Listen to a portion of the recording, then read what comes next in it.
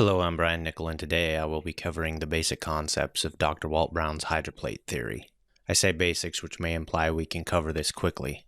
Unfortunately, I found that brevity only leads to misunderstanding, so I'll explain in depth as much as possible to ensure the basics are not simply covered, but that the foundational supporting evidence and science is understood. To understand the theory, we will need to cover multiple areas of study, some of which are well known by the general public, and others that may not be. First, let's cover the flood passage recorded in the Bible. It is an account which many find hard to believe, and for good reason. Most have not studied the passage closely, and fewer still have established a working explanation which correlates what we see today with what Genesis says occurred. The flood seems impossible under the light of casual observation, which leads most to conclude it was not global or is pure myth. We'll briefly discuss the text and context of the flood in Genesis, and we'll then look at Walt Brown's hydroplate theory, which I've found to be by far the most scientifically in-depth explanation of what truly was a cataclysm, or in the Greek, katakludzo, which is the very word Peter uses in 2 Peter to describe the Genesis flood as a cosmos or worldwide event. The account of the flood in Genesis chapter 6 to 9 brings up some difficult questions. Many struggle to answer these questions without deferring to miracles or concluding that the passage is not to be taken literally.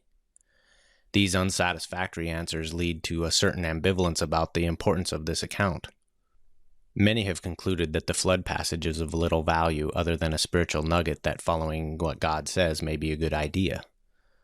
However, if patient and willing to consider some out-of-the-box ideas, the Genesis account becomes much more than a bedtime story, but a foundational event of history that validates the Bible, its New Testament authors, including Jesus, who will all refer to Noah and the flood as historical.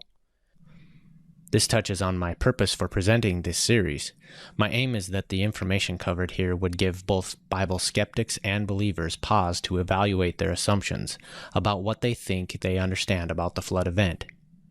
Many times believers of the Bible have a blind faith which places them in a position of having little to offer to a skeptic that would help them to see why the believer objectively trusts the Bible's account. This can lead to a heated discussion that frustrates both sides because the blind faith believer bases their argument on because God said so. This may be a true statement, but it is not going to convince someone who is skeptical of the Bible and God in the first place. For the skeptic, I think many see right away that their scientific education completely contradicts the Bible's account of origins. This becomes the basis for rejecting most of the Bible as made-up stories. Why believe in any part of a fairy tale that most agree didn't happen, right? And it follows that if the Bible's historical records are make-believe, why trust in anything it says about who God is or our moral accountability to Him? I hope this presentation can help show that the Genesis flood account actually fits modern scientific observation better than the evolution model that we've been almost exclusively and sometimes dogmatically taught. If the hydroplate theory can show that Genesis gives a very real account of the flood based on scientific principles that matches our observations, then perhaps the rejection of the Bible's historical record should be reconsidered. And if the Bible's history is in fact real, then a re-evaluation of who God is and our accountability to Him should take place as well. If correct, the hydroplate theory rewrites our scientific understanding of Earth, and therefore we'll spend most of our time focused on this first question. It is not easy to answer, and I find it requires time both to discuss and to digest. Many times questions have hidden assumptions. Notice this second question assumes that all the fountains of today, including Mount Everest, have always existed. Other questions seem to demand a miracle. 40 days and nights of Geshem rain or heavy downpour rain has never been observed. Either this did not happen, was a miracle, or we incorrectly assume that today's hydrodynamic cycle is the source and don't fully understand the real mechanism behind all this rain. The next two questions are more readily answered once the assumptions hidden in question number 2 are exposed. We too often assume that what we see today existed during Noah's day. Because most fail to identify assumptions, it becomes attractive to reinterpret the most natural reading of Genesis into something less than what it claims, thereby making it more believable to our minds. It is certainly much easier to reword a Bible passage than to rethink everything you have come to assume is correct. So does the local flood idea really fit the context? The Hebrew word for earth, eret, can mean the entire earth, land, ground, country, etc. Some try to force this passage to mean just the land or country, to support a local flood theory. However, due to the context of the passage, the local area idea must answer the following difficult questions. Were people outside the area considered righteous? Why not just move Noah, who was given 120 years warning ahead of time? This is what God did with Lot. Was God only grieved that he made man and animals in the local area? Later in chapter 9, the flood is claimed several times to have destroyed all flesh that breathed air. How does any local flood wipe out all birds? Our recorded observance of local, even very large floods does not at all match the record of events in Genesis. This event is the most chronologically detailed and precisely recorded year in the Bible. This is strange if the story is just to promote a moral lesson. In Genesis, the flood begins on the 17th day of the second month of Noah's 600th year. This must have been quite a day for it to be recorded so precisely. As we'll see, that was the last day those 8 people would see the earth as they knew it. The world they would see next was completely unrecognizable and harsh. It rains continuously for 40 straight days. Then the rain stopped, but the waters continued to rise for 110 more days and cover all pre-flood mountains. A question needs to be asked here, and that is, how could the water rise after the rain stopped? Any flood theory needs to explain the mechanism behind this. 5 months into the flood, the ark comes to rest on a high peak, after which water levels can be observed to be decreasing. 74 days later, lesser peaks become visible. 90 days after that, the waters have completely drained, but Noah, his family, and all animals do not leave the ark, apparently because conditions are still too unstable. Finally, 57 days later, and after 371 days on the ark, they are allowed to leave. This detail in the context of Genesis 7 and 8 is telling of something much bigger than anything being proposed by any of the local flood theories, which all fail to fit this detailed chronological record of dated events. The constant rain is never explained by local flood theories. The Hebrew word geshem describes heavy rain. All local floods being proposed would have distant mountains clearly visible throughout the entire episode. No local theories explain 150 days of rising waters. No local theory mechanisms support a 304-day flood period, nor do they explain why the land would have been so unstable that Noah would not have been allowed to leave the ark for 57 days after the land looked dry. Even the trendy Mesopotamian and Black Sea local flood theories fail miserably to fit the Genesis account. At some point, just to be thorough, we should ask ourselves, is it valid to change and twist a record because it is hard for us to imagine or explain its details? Sometimes it is difficult to see alternative possibilities when we have been told what to think instead of how to think critically. Let's begin to answer the 5th question. Where did the floodwaters go? Realize our oceans today cover 70% of Earth's surface, and the average basin depth is 12,000 feet. So the volume of water we have right now is plenty to cover Earth's surface. In fact, 10 times more water is on Earth's surface than there is land above sea level. In fact, if the mountains and continents of Earth were bulldozed so Earth was flat, the volume of water in today's oceans would cover the entire Earth to a depth of approximately 9,000 feet. So while huge post-flood chains like the Andes, Rockies, Alps, and Himalayas did not exist, smaller mountains up to 9,000 feet could have existed and have been easily covered during the flood. So the problem is not that we don't know where the water from the flood went, because we can see it from any beach in the world right now. Understanding this then begins to answer question 4, where did all the water come from? Answering this will take much of our time. Explaining how the water ended up in today's ocean basins will take even more time, so we will have to be patient. Why do we assume that all the water on the surface now has always been on the surface? The problem is when we assume that everything we see now has always been that way.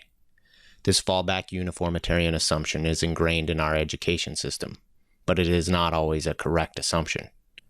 I'd encourage you to research the life work of Harlan Bretz for a small-scale example of what happens when too many assume they are right simply because popular opinion is so entrenched. When someone asks how Mount Everest could have been covered by the flood, ask them why they assume Everest and all other mountain ranges for that matter were present at the time.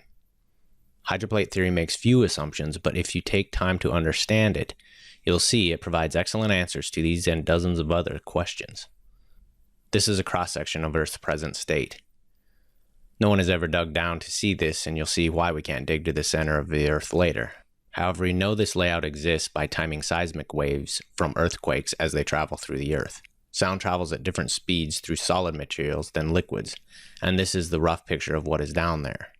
There is a thin crust which sits on top of an 1,800-mile thick solid mantle. Then there is a very dense molten outer core that surrounds the mostly iron-nickel inner core. The liquid of the outer core is twice the density of the rocky mantle. Zooming in on a cross-section of the surface near the edge of a continent, we would see the following. Continents are made primarily of granitic materials. The granite continents rest on the mantle. The Mohorovicic discontinuity, or MOHO, is a boundary line between the crust and the mantle. Seismic waves travel much faster below the MOHO than above, for reasons that we will soon discover. Most of the surface of all continents are covered with sedimentary rock that averages about a mile thick.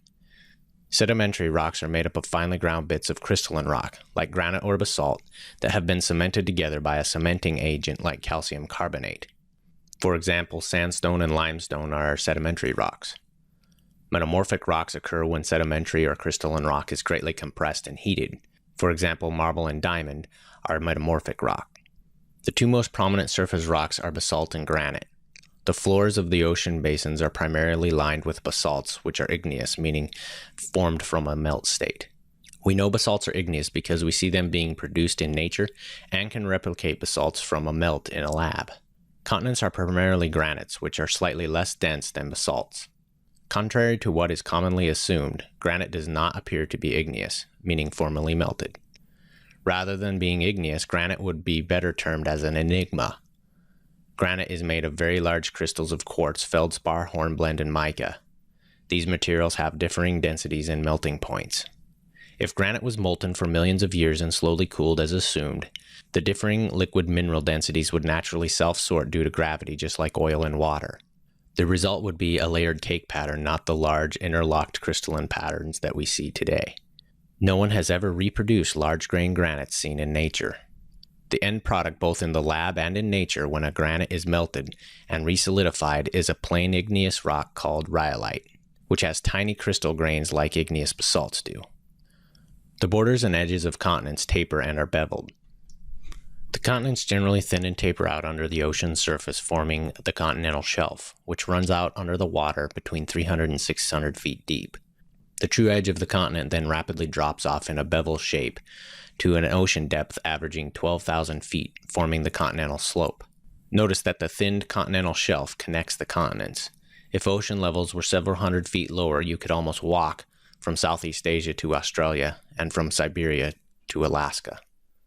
If this were the case after the flood, while much of the flood waters remained trapped on the continents, there was a good reason behind God's direction for survivors of the flood to spread out as they increased in population. This also may explain why in Genesis 9, Nimrod and those who settled on the plain of Shinar in today's Iraq were quickly confused by God with differing languages and thereby forced to spread out. This also explains why the origin of all language is tracked back to this region. About 2 generations after Babel, the earth was divided in the day of Peleg in Genesis chapter 10. Peleg's name is a root for many words today concerning water, like archipelago or bath pelagic. This lends credence to the idea that the earth was literally divided by rising ocean levels that separated the continents in the days of Peleg. I'll now give a brief general summary of how Earth formed from an evolutionary view. There are actually many differing views, but the following appears to be the most popular today. Supposedly 4.5 billion years ago, asteroids gravitationally collapsed into each other, and the energy released from these impacts produced a molten liquid Earth, which remained molten for millions of years. As accretion ceased, the surface eventually cooled and formed a solid crust, but as we just covered, a granite crust could not have originated from a previously molten condition, and no lab has ever been able to replicate granite from a molten state. The evolutionary model then states that over time, the remaining inner molten materials were gravitationally separated to form the dense solid inner and outer cores of the Earth.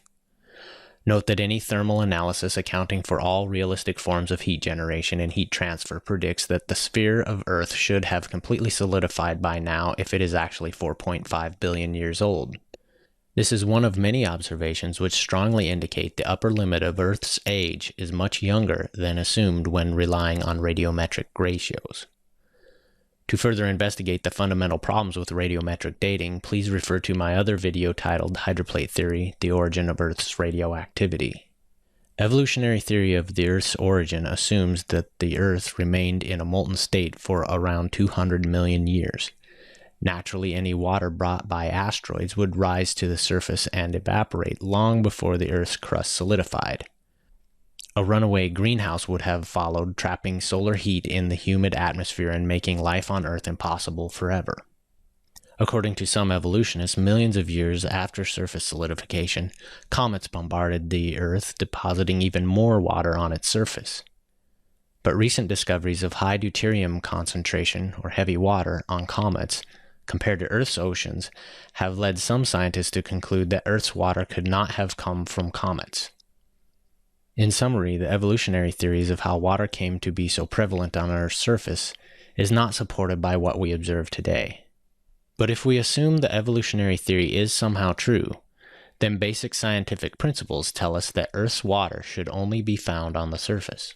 What is surprising from this evolutionary view is that there are unexpectedly large amounts of water trapped at depths far deeper than surface water could ever seep. Here is why deep water under continents is not expected. Imagine a block of soft modeling clay or Play-Doh. Now stack more blocks of clay on top. Eventually the bottom block will deform sideways due to the weight of the added blocks. Add more blocks and more of the material deforms. Now imagine that you have stacked another column of clay blocks very close to the original column. What will it do? It too will deform and compress against the other material. The dashed line represents the boundary at which the compressive strength of the clay or Play-Doh has been exceeded. Material below this boundary forms a tight seal. Even small microscopic cracks cannot exist below this boundary line. Take notice that gravity is the causal source of this condition. Even if surface water is poured into the gap or crack, it cannot seep below the boundary line. For clay or Play-Doh, this boundary may be only a few feet from the surface. You've likely seen a similar scenario after making stovetop pudding or cheesecake, after it cools in the refrigerator overnight. The semi-solid separates or cracks at the surface as it cools, but the crack is not very deep because the weight of the material slumps and closes the crack at a certain depth. Rock like granite has good compressive strength and can support a crack of up to 5 miles depth, but no deeper. In summary, assuming the evolution scenario, water from asteroids and comets collected on the surface before crust solidification, since granite's max compressive strength is approximately 23,000 pounds per square inch. No significant continental water would be expected below 5 miles depth. However, it is well known that deep water exists much deeper than this. Germany's KTB dig and Russia's Kola dig are the deepest man-made holes in Earth's crystalline continental granite. The goal of these digs was to reach the Earth's mantle rock, but neither succeeded. Both holes reached depths well below the 5-mile boundary of granite's max compressive strength. Both holes encountered unexpectedly extreme heat as depth increased. Even more surprisingly, they both struck saltwater-filled interconnected fractures in the granite. More recently, using conductivity measurements, a mile-thick layer of saltwater-filled sediments has been reported 10 miles under the Tibetan Plateau. In fact, deep saltwater appears to be a common trait under all continents.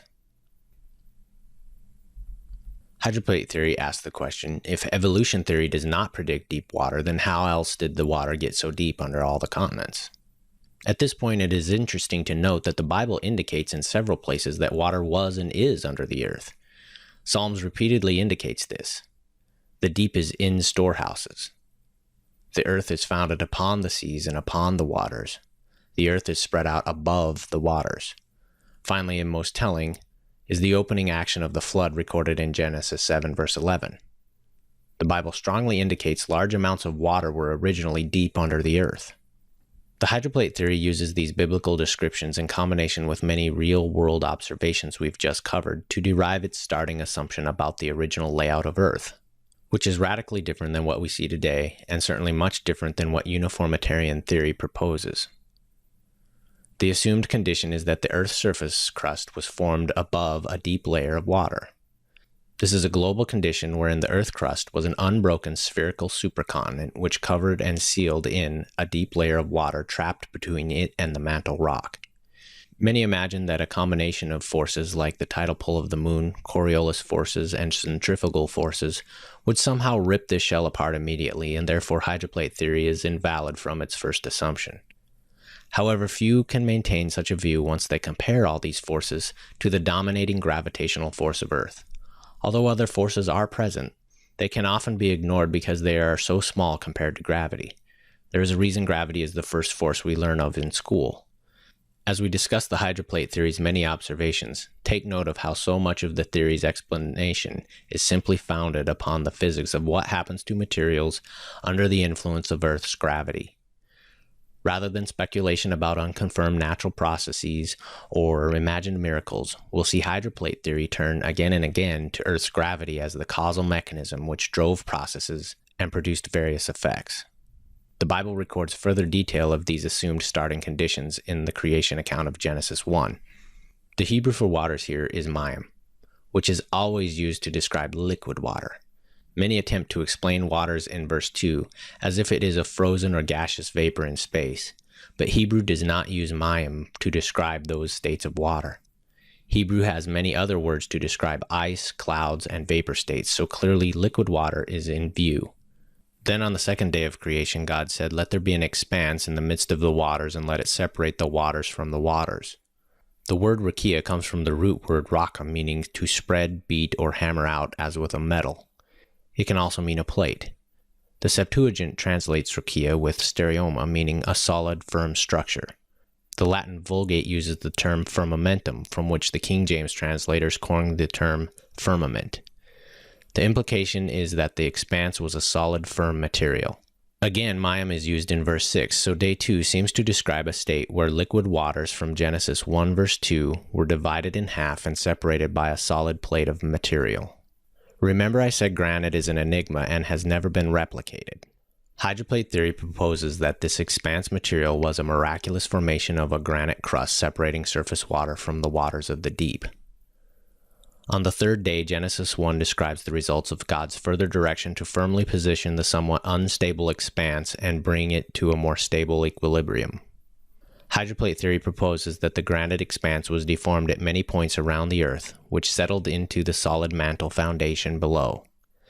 Naturally, the thicker and denser portions of the crust would sink to the solid mantle foundation, but because the volume of water trapped below the crust was fixed, the lighter and less dense portions of the crust had to rise out of the water. This is exactly what Genesis 1 verse 9 describes when God says, "Let the dry land appear." The deformations raised the topography at the surface for dry land, and the depressions gathered surface waters, producing small seas. Again, Psalm seems to add further description that matches with this concept. Psalm 75:3, "It is I who have firmly set its pillars." Remember Psalm 33:7 said that God laid up the deep in storehouses. It is important to note that the pillars themselves did not support the entire weight of the crust.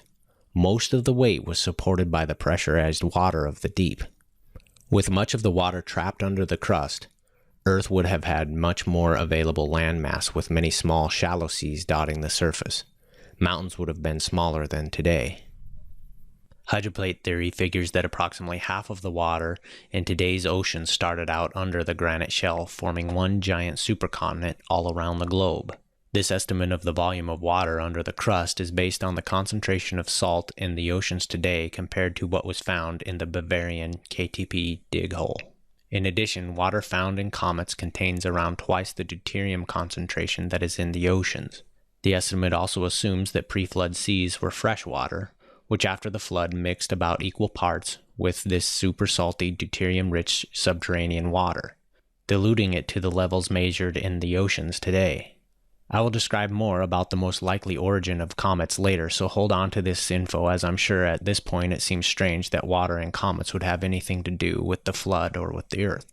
Hydroplate does not place an upper bound on the original volume of water in the chamber because there are some unknowns that have a large effect on the final answer. Today we know there are large amounts of water trapped deep in the porous Mohorovicic boundary layers, but we don't know by volume how much is down there. We also don't know how much water escaped Earth's atmosphere during the flood. Both of these unknown variables would add to the volume estimate based on the above concentrations of deuterium and salt. So for now, we'll just say the deep, or the Great Deep as referred to in Genesis 7:11, was a global interconnected subcrustal ocean chamber that was at least 0.9 miles deep at the time of the flood. Based on observations of current size and thickness of continents, hydroplate theory proposes that the original granite plate was 60 miles thick. If you've read prior editions of the theory, you'll notice that this has increased from initial estimates of 10 miles thickness. This change was arrived at after carefully considering the implications of several rather recent discoveries. Most recently in New Zealand, researchers have used explosives to generate specific short wavelength seismic waves to produce the clearest picture of what they believe to be a subducting plate. They are puzzled, however, because almost 50 miles down, a 6-mile thick channel containing melted rock and/or water has also been identified. This is not at all what popular plate tectonic theory predicts. For hydroplate theory, these discoveries are exciting because they are consistent with how a collapsed water-permeated subterranean chamber would be expected to reflect these seismic waves. The much slower wave velocities measured in the channel indicate magma and/or water trapped within the chamber's roof and floor. We will soon cover in detail how hydroplate theory explains these findings using cause-to-effect reasoning. This is the first strong evidence that the granite crust was in fact much thicker than previous estimates. Corroborating this is the growing body of evidence that trans-Neptunian objects, or TNOs, are most likely from Earth as well. We'll discuss this further later on. For now, we'll continue discussing the assumed initial pre-flood conditions. Remember, no cracks can exist in granite below 5 miles, so the perfect seal conditions we just reviewed existed to keep the surface waters from seeping down and, more importantly, the subsurface waters of the deep from pushing up through the granite. These are the basic starting assumptions of the hydroplate theory. From here, the theory uses only laws of physics to explain cause to effect, which we'll see provides reasonable and straightforward explanation of Earth's surface features today. This is a phase diagram for water. At atmospheric conditions, we see water freeze at 32 degrees Fahrenheit, 14.7 pounds per square inch pressure. As heat is added, ice melts and the temperature rises until at 212 degrees Fahrenheit, boiling produces vapor. The weight of 60 miles of granite above means that the Great Deep was pressurized to approximately 372,000 pounds per square inch.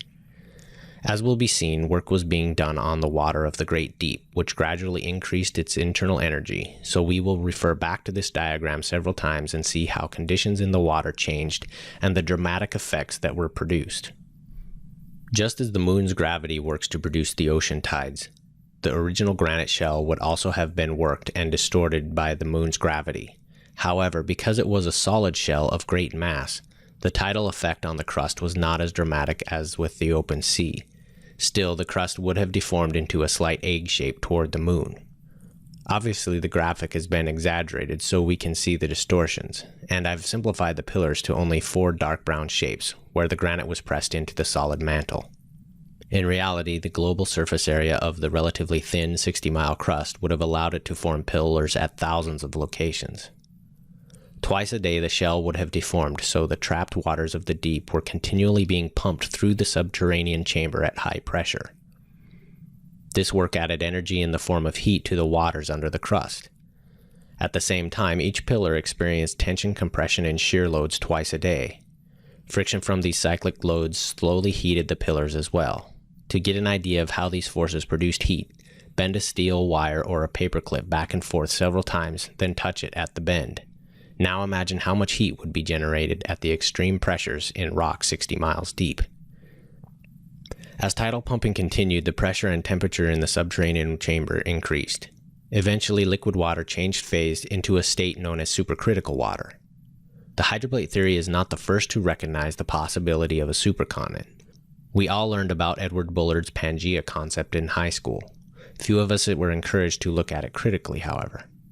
For example, what happened to half of Mexico and Central America? And what forces rotated North America clockwise, while South America was rotated counterclockwise? We also probably did not catch the fact that Africa's area is actually 35% larger than we were shown in the books. That's right, Africa had to be scaled down by about 35% to make it fit the picture.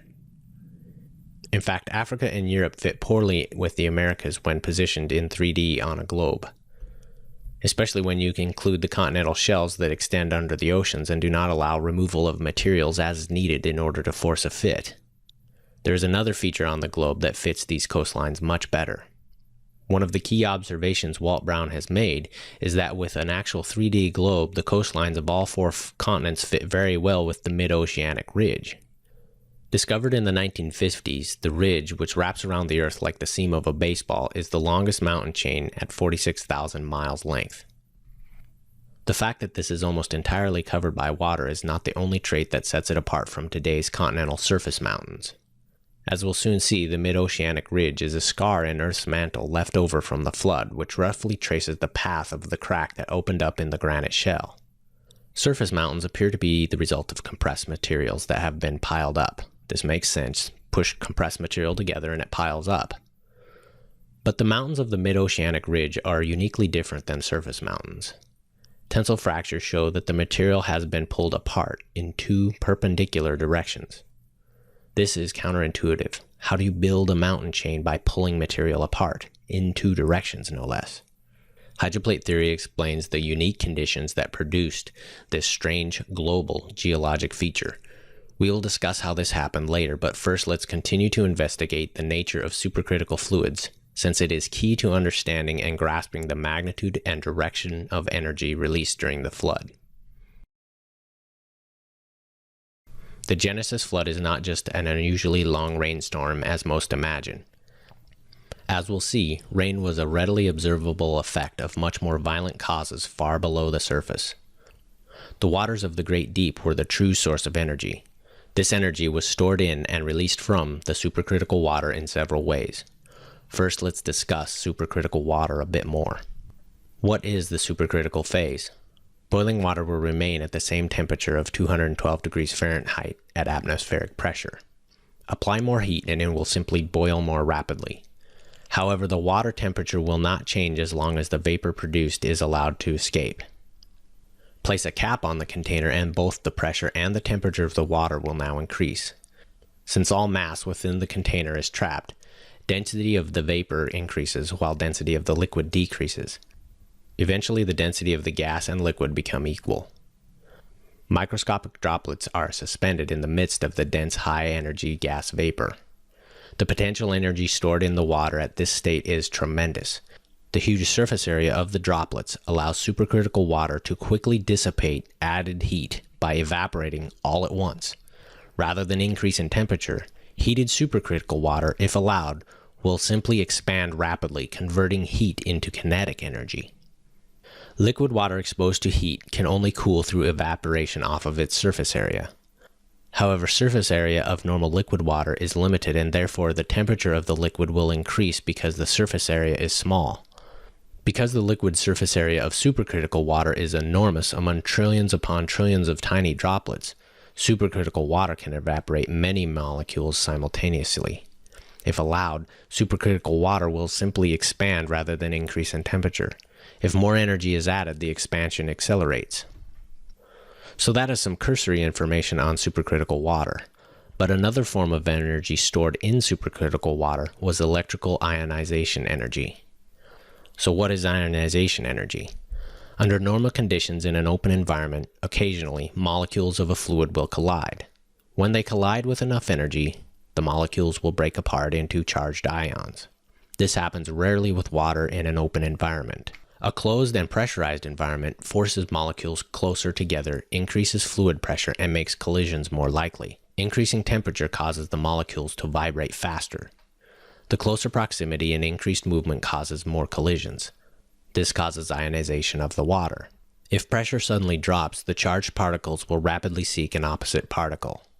The sudden and multiple ion collisions back into whole molecules releases much heat into the fluid.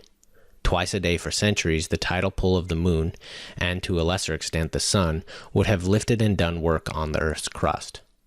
This would have increased the thermal and ionization energy of the waters of the Great Deep, causing it to eventually become supercritical. Remember what happens when heat is added to supercritical water and allowed to expand.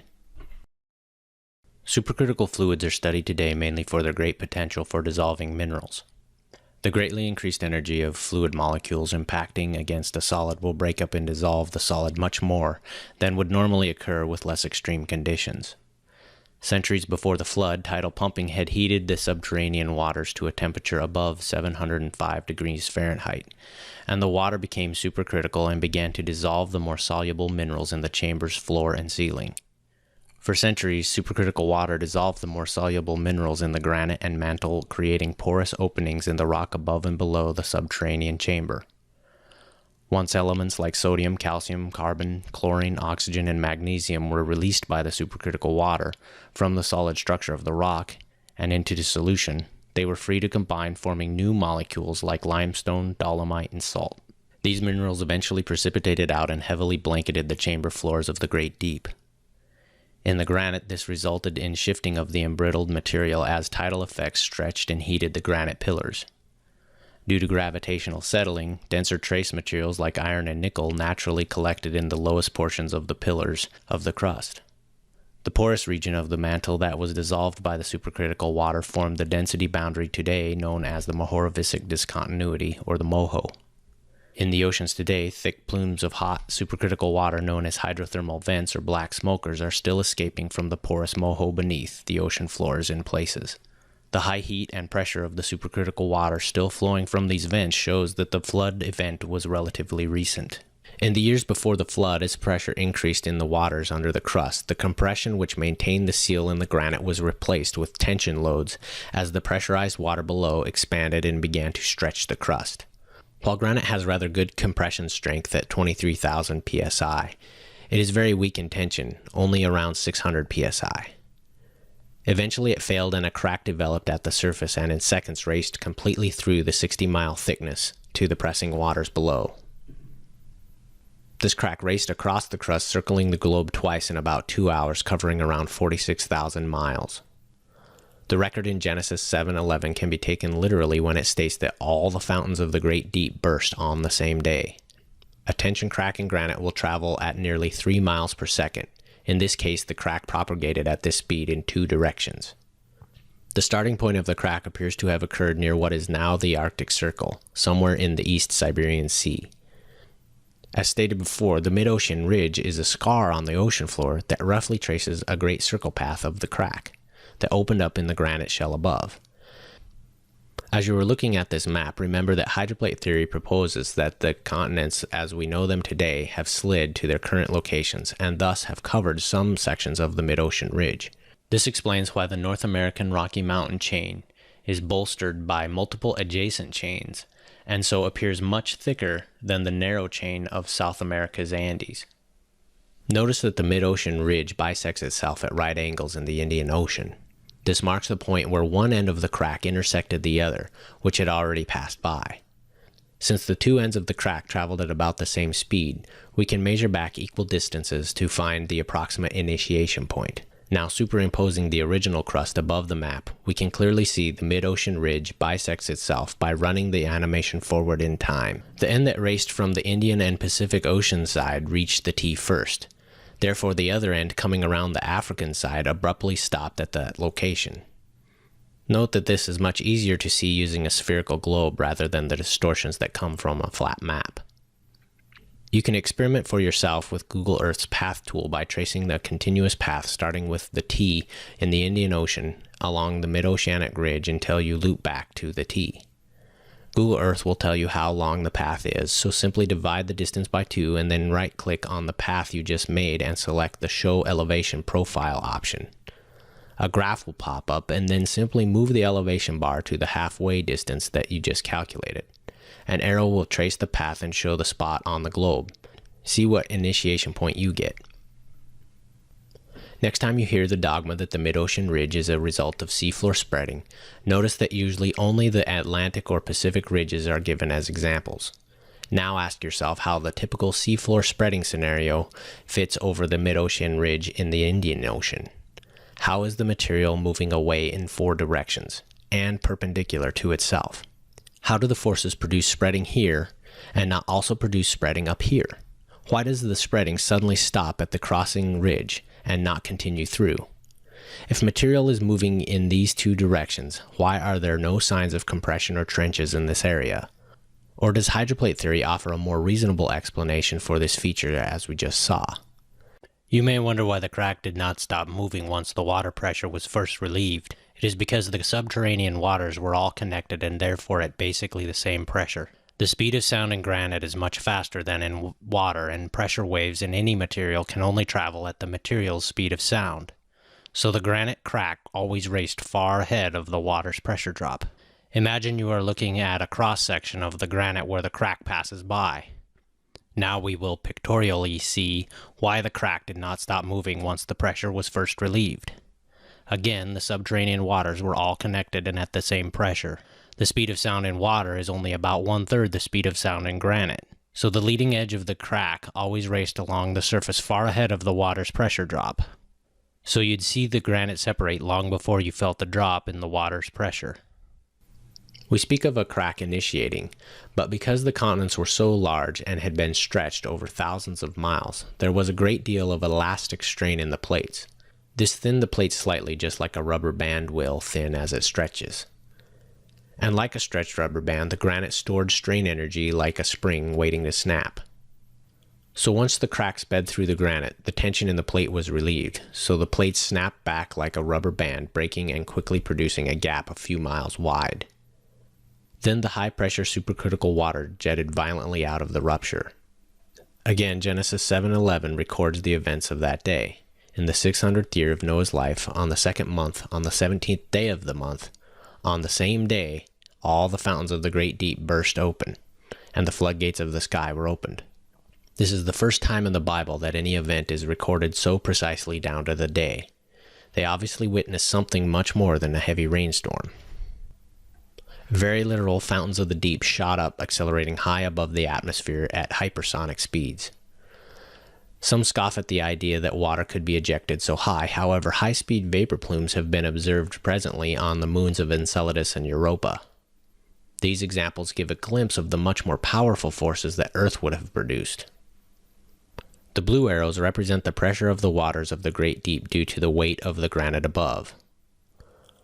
For every action there is a reaction, so for equilibrium or no movement, the force of the blue arrows must equal the force of the red arrows, which represent the reaction force of the mantle pushing back.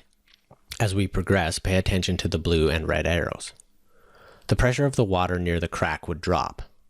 Since the pressure in the middle of the granite plate would be very high, while the pressure at the crack would be very low, this would cause the edges of the unsupported granite to bend down, creating a tapered nozzle at the crack. Remember, most of the weight of the granite was carried by the pressurized waters. As the subterranean water was escaping, pillars had to carry a greater load because the subterranean water pressure was dropping and therefore carried less of a load.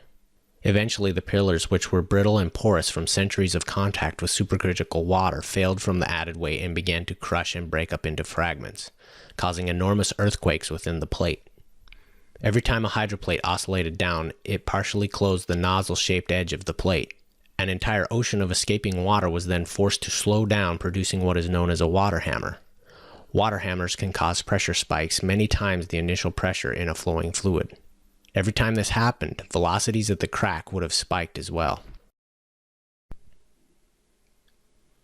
Whenever a liquid or gas flows over a flexible surface, the flow can induce flutter in the surface.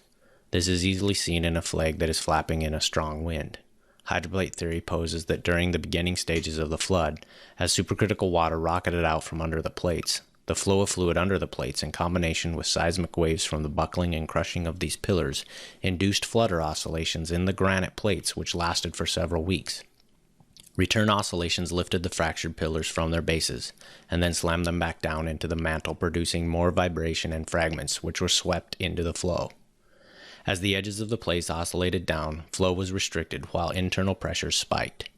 As the plate edge oscillated back open, the tremendous pressure was released, so the fountains pulsed in tune with the plate flutter.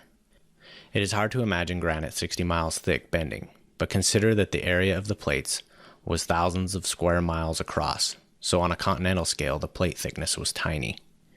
Remember that many of the views you'll see here are out of scale so that we can see the concepts. For example, a more scaled view across the North American continent before it was compressed and thickened would look like this if the granite was 60 miles thick. When you consider that a plate was mostly suspended by a fluid foundation, it is not difficult to imagine bending and flutter in the rock crust. At the point of the crack, pressure dropped from 372,000 psi, or higher due to water hammers, to near atmospheric conditions. Similar to the phase change of a propellant like gunpowder, water changes phase and expands to a gas, increasing volume by 1,600 times. The phase change of supercritical water to gas was similar, but much more energy was involved. Because of this, the volume of expansion was much greater.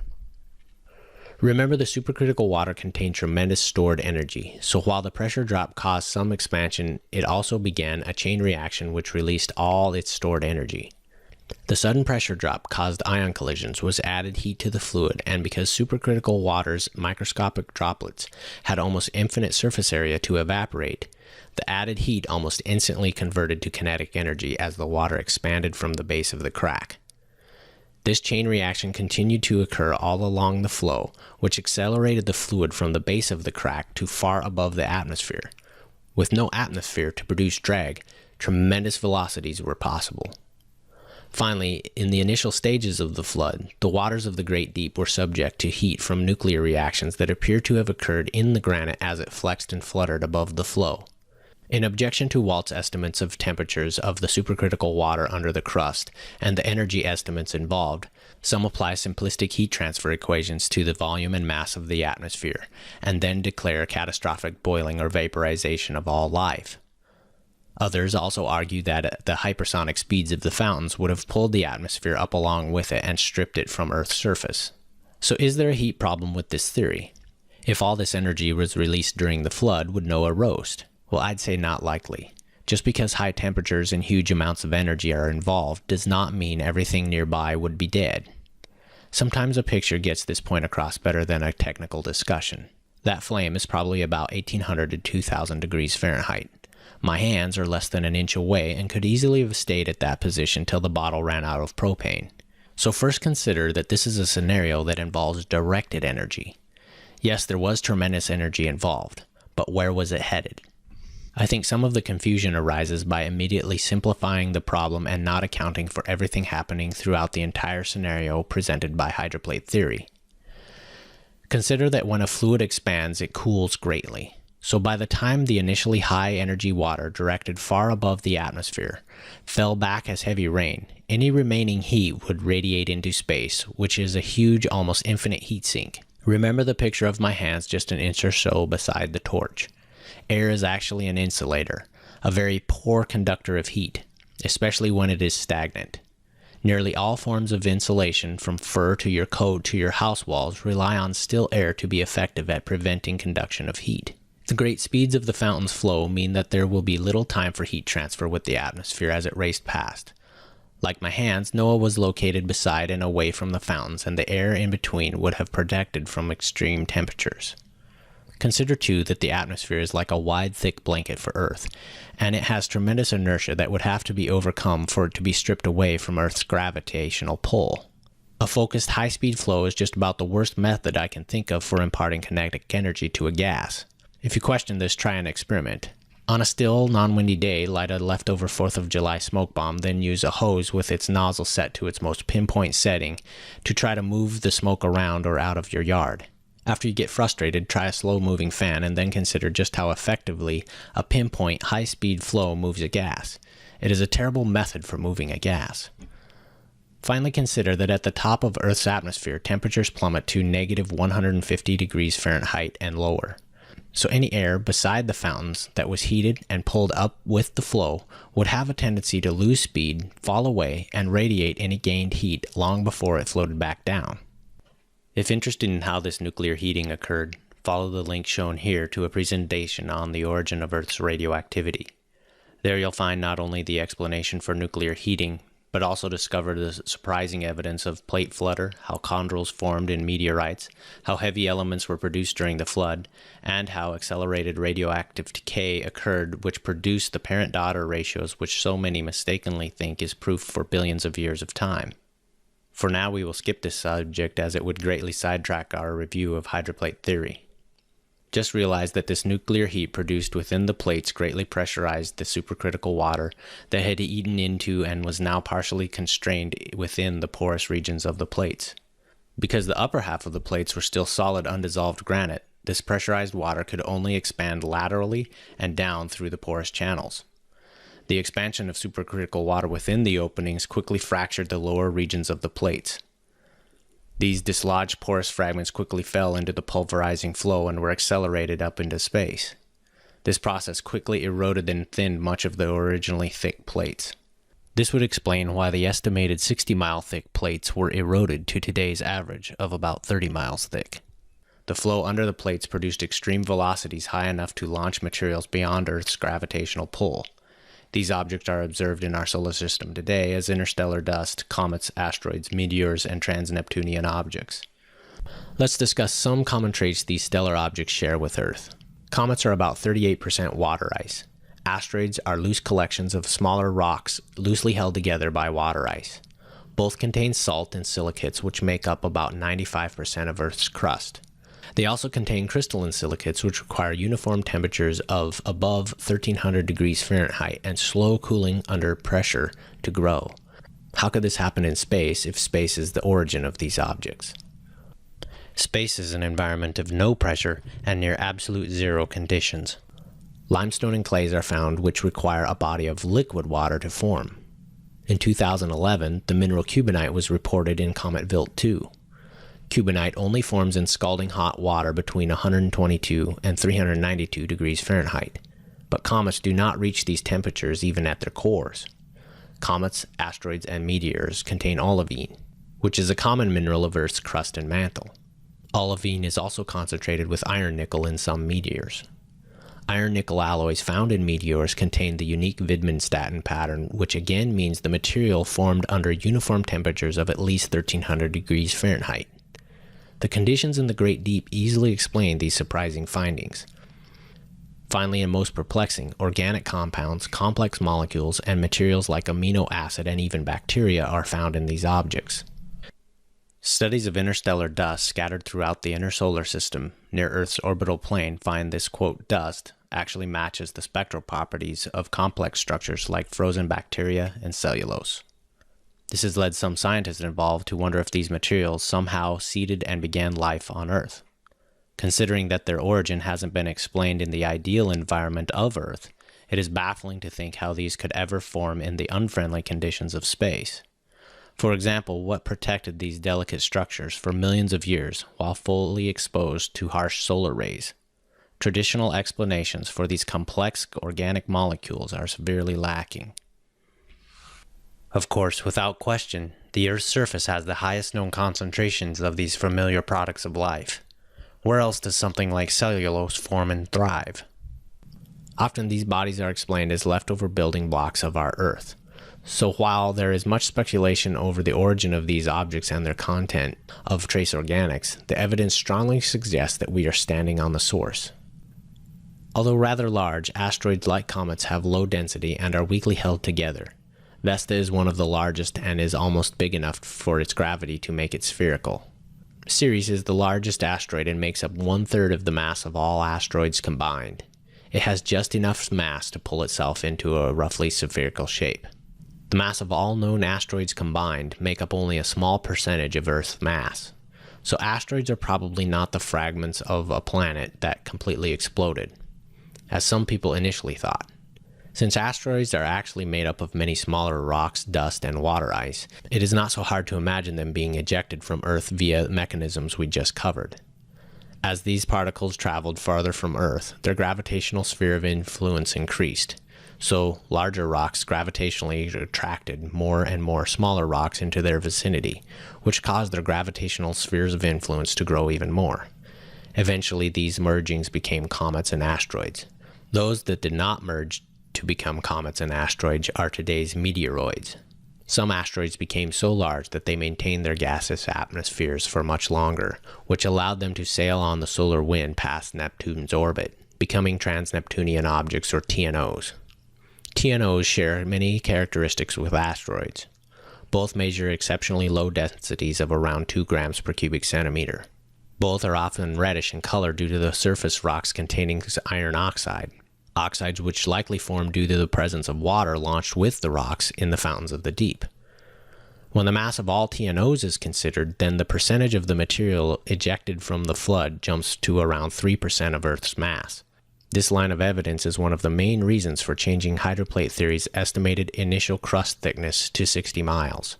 I say special conditions are required to form these objects because the gravity of small objects is tiny. Asteroids and comets would never accrete if the trajectories of objects and the angles of impact were random. Even landing a small, carefully guided space probe on a large asteroid or comet is incredibly challenging due to how low the gravity environment is. If traveling at even slightly differing speeds, impacts in space result in further fragmentation and breakup of particles, which will never return to each other. Just so conditions are required for accretion. All of these special conditions are accounted for and explained by the hydroplate theory. Items must be traveling at the same relative speeds and along the same trajectory.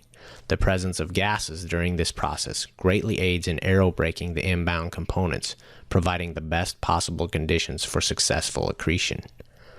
Many asteroids surprisingly have moons like Ida and its moon Dactyl. Capturing a moon is incredibly difficult for the same reasons we just discussed. However, moons would be expected if asteroids originated from a stream of particles with shared velocities and direction. Many TNOs have moons as well, as hydroplate theory would expect. Some TNOs even orbit each other at great distances. Another scenario which requires the unique conditions that only hydroplate theory seems to be able to provide. Some large asteroids have gently connected with their moon, like Itokawa. As stated, it is difficult to do this even with small, precisely controlled spacecraft. When the large size of these fragile bodies is considered, it is hard to imagine how this occurred randomly in space with no gaseous atmosphere to provide aerobraking. Notice that this picture of the surface matches what hydroplate theory predicts. Asteroids are not angular shards of a broken larger planetoid. They are low-density flying rock piles loosely held together by water ice. The rocks are well rounded. In this picture, some rounded boulders are over 150 feet in diameter. High-velocity flow produced many rounded objects discovered on Itokawa. Hydroplate theory readily explains these findings. Meanwhile, researchers like Donald Yeomans from NASA Jet Propulsion Laboratory realize the problem and currently seem stumped by what is observed due to their evolutionary viewpoint. Recent detailed explanations show comets have similar makeup as asteroids. In fact, some asteroids are categorized as both an asteroid and a comet since they sometimes vent gases and dust producing familiar tails. Comet nuclei like the one shown are low-density dirty snowballs composed primarily of water ice, dust, organics, and curiously again, rounded boulders.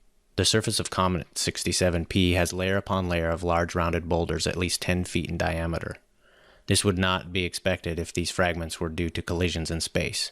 They should be jagged and angular. Of course, rounded boulders is exactly what is expected if these fragments were once exposed to and tumbled in an extremely high velocity flow as they were ejected from the fountains of the deep. This is the same mechanism by which river rocks are rounded, albeit these large, quote, dino eggs were rounded much faster. Here's a close-up of a crater where hundreds of these rounded 10-foot boulders are exposed. Here again, rounded boulders are observed on the peanut-shaped comet Hartley 2. Like the subject of the origin of Earth's radioactivity, the hydroplate theory's full explanation of the origin of comets, asteroids, meteors, and TNOs would take us on a long bunny trail that would distract from this overview, so we will have to leave this subject and move on. A more thorough, in-depth presentation of this subject may be found by clicking on the following link displayed. To continue with the hydroplate theory overview, please click the following link to the next segment. In this next segment, we will move from discussing how some materials escaped Earth and come back to the escaping floodwaters of the Great Deep. Any theory of Earth's geology must explain the sedimentary layers found on the continents and on the ocean floors. What produced them? What was the mechanism? Uniformitarians say billions of years of weather, wind, erosion, coral formation, and ocean evaporation produced these sediments. Hydroplate theory's explanation of sediments is found in the materials of granite and the mantle floor that made up the subterranean chamber. The mechanism was the escaping high-pressure supercritical water, which easily ground and eroded the surfaces of the granite and mantle. So the fountains of the deep were full of tiny particles ground from these two surfaces. In addition to this grinding action, it is important to remember that the granite walls of the widening rupture were extremely unstable, since any rock below 5 miles was now unsupported and therefore was crushed, crumbled, pulverized, and ejected by the high-velocity upward flow. Of course, this was happening on both sides of the widening gap. This gap rapidly grew, putting great distance between the now separate sections of the plates, which would eventually become the continents. As the lower structural support washed out, suddenly the upper rock had no support, so it sheared and slid down into the flow with the same pulverizing results. So this accounts for the erosion and particles, but what about the cementing agents? Remember that for centuries, the supercritical water had dissolved minerals from the walls of the chamber, precipitating a mushy blanket of minerals onto the chamber floor in a process called outsalting. So the escaping water swept up this loose mix of minerals, including limestone, silica, salt, dolomite, and other ores. At the surface, these minerals became the cementing agents that locked sedimentary particles together, forming the sedimentary rocks we know today. Once the eroded sediments and watery slurry of minerals was deposited in thick layers on the surface, the mixture was at low pressure, and as the temperature cooled, over time, after the flood, the minerals in the waters precipitated out of solution and readily locked the crystalline rock grains together, forming sedimentary rock. This is the only explanation which provides adequate reason for why such thick, vast layers spanning continents are found to be so consistent and remarkably pure throughout. All gradual processes involving millions of years fail to explain the thickness, purity, and consistency of these layers over vast expanses. So we've just explained how sedimentary rock was ground and cemented and why the layers are so pure. But what caused the vertical layers to form all at once? And why are they neatly stacked on top of each other with sharp, undisturbed boundaries and no signs of erosion? Biologic evolution heavily relies on the geologic column as evidence to justify the theory that life evolved over eons of assumed time. But if thick layers do represent vast ages of time, why are they not eroded due to exposure to weather? Is there a better explanation for how these layers formed? Are there other mechanisms that explain these layers? Geologists often scoff at a global flood, claiming there should be a layer in the geologic column containing all forms of flora and fauna if it were true. Since there is no such layer, they conclude a global flood is merely a myth. However, they fail to comprehend the true power and forces described in the Genesis account. Few understand the sorting capability of liquefaction. As we'll soon see, many overlook that the entire geologic column is the layer that they are looking for as evidence for the flood. So the no geologic evidence argument appears to be a case of missing the forest for the trees. Anytime objects fall through a liquid or liquid is forced up through objects, liquefaction can occur. The natural result of liquefaction is that it sorts materials according to size and shape. Assume all these objects were the same density. Their shape and size alone would cause them to come to rest in layers as a function of how fluids flow over their unique surfaces. If these same size and shape particles had different densities, however, they could sort much differently without respect to size or shape.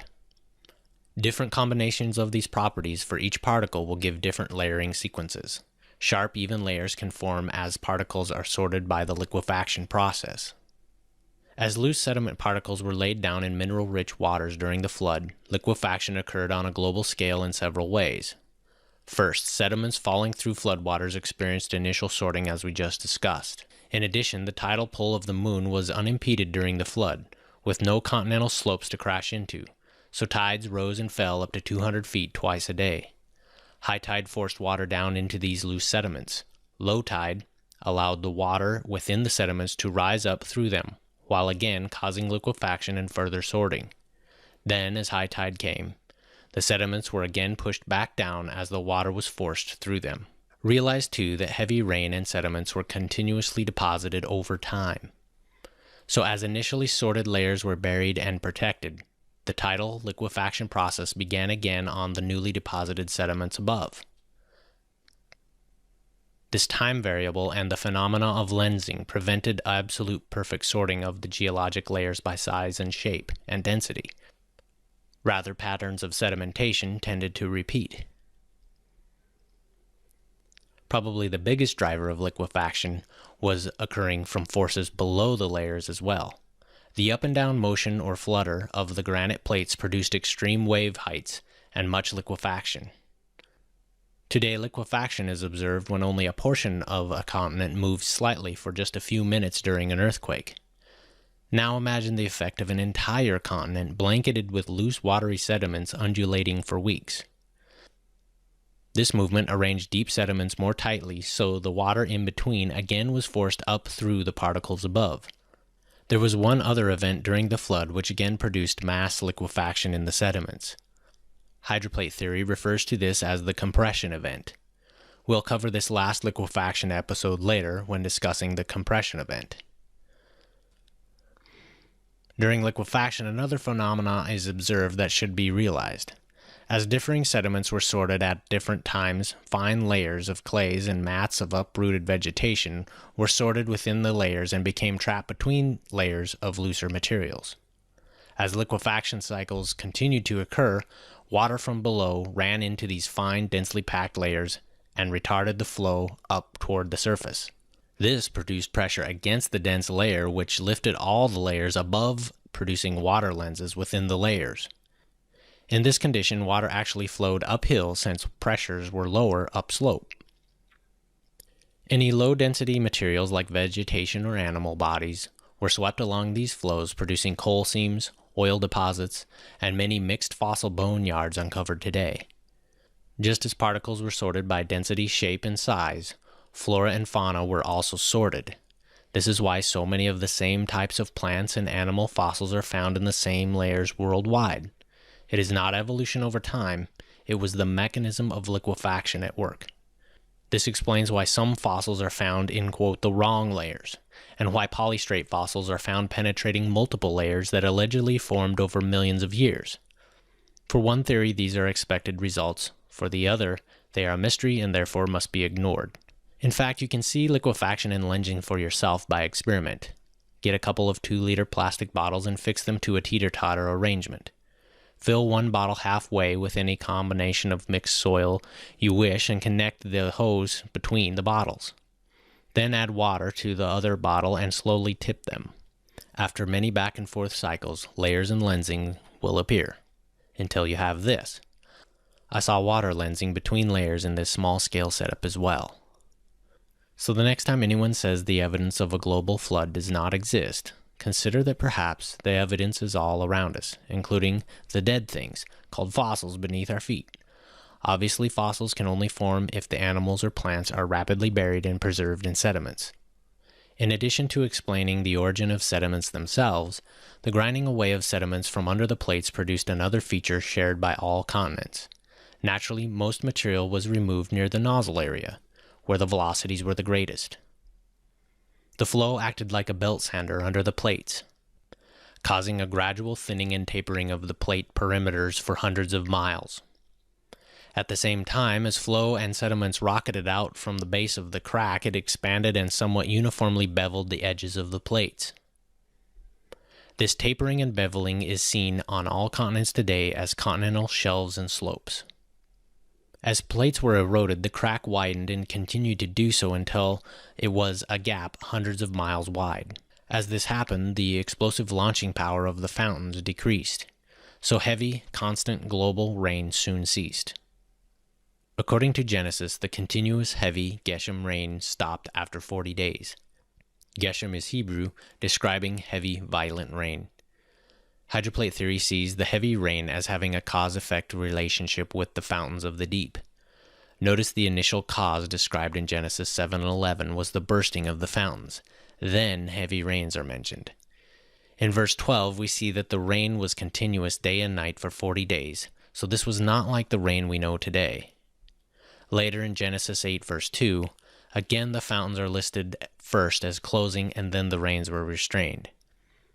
However, if the escaping waters were coming from under the hydroplates, The rising floodwaters would have blanketed the fountains and stopped the rain, but the weight of the plates would have continued to push the remaining water and thick sediments out and up to the surface. This understanding would explain why Genesis records that the waters continued to increase and prevail on the earth for 110 days after the heavy rain had stopped falling. Think of the simplified scenario of a sprinkler placed in an empty swimming pool. Rain is the immediate effect of the fountains, which are the causal source. Constant rain will continue for a time until the sprinkler orifice is opened more, or the depth of the rising waters overwhelms the flow from the sprinkler, or the pressure in the hose drops, or a combination of all three scenarios. However, until the valve feeding the sprinkler is completely shut off, the water levels continue to increase, even though there is no rain. So at some point early on in the flood, jetting water stops producing continuous rain, yet water and thick sediments continue to flow out from under the plates. Why the fountain stopped was simply because as water escaped, there was less room for the plate to flutter, and it sank closer to the mantle floor.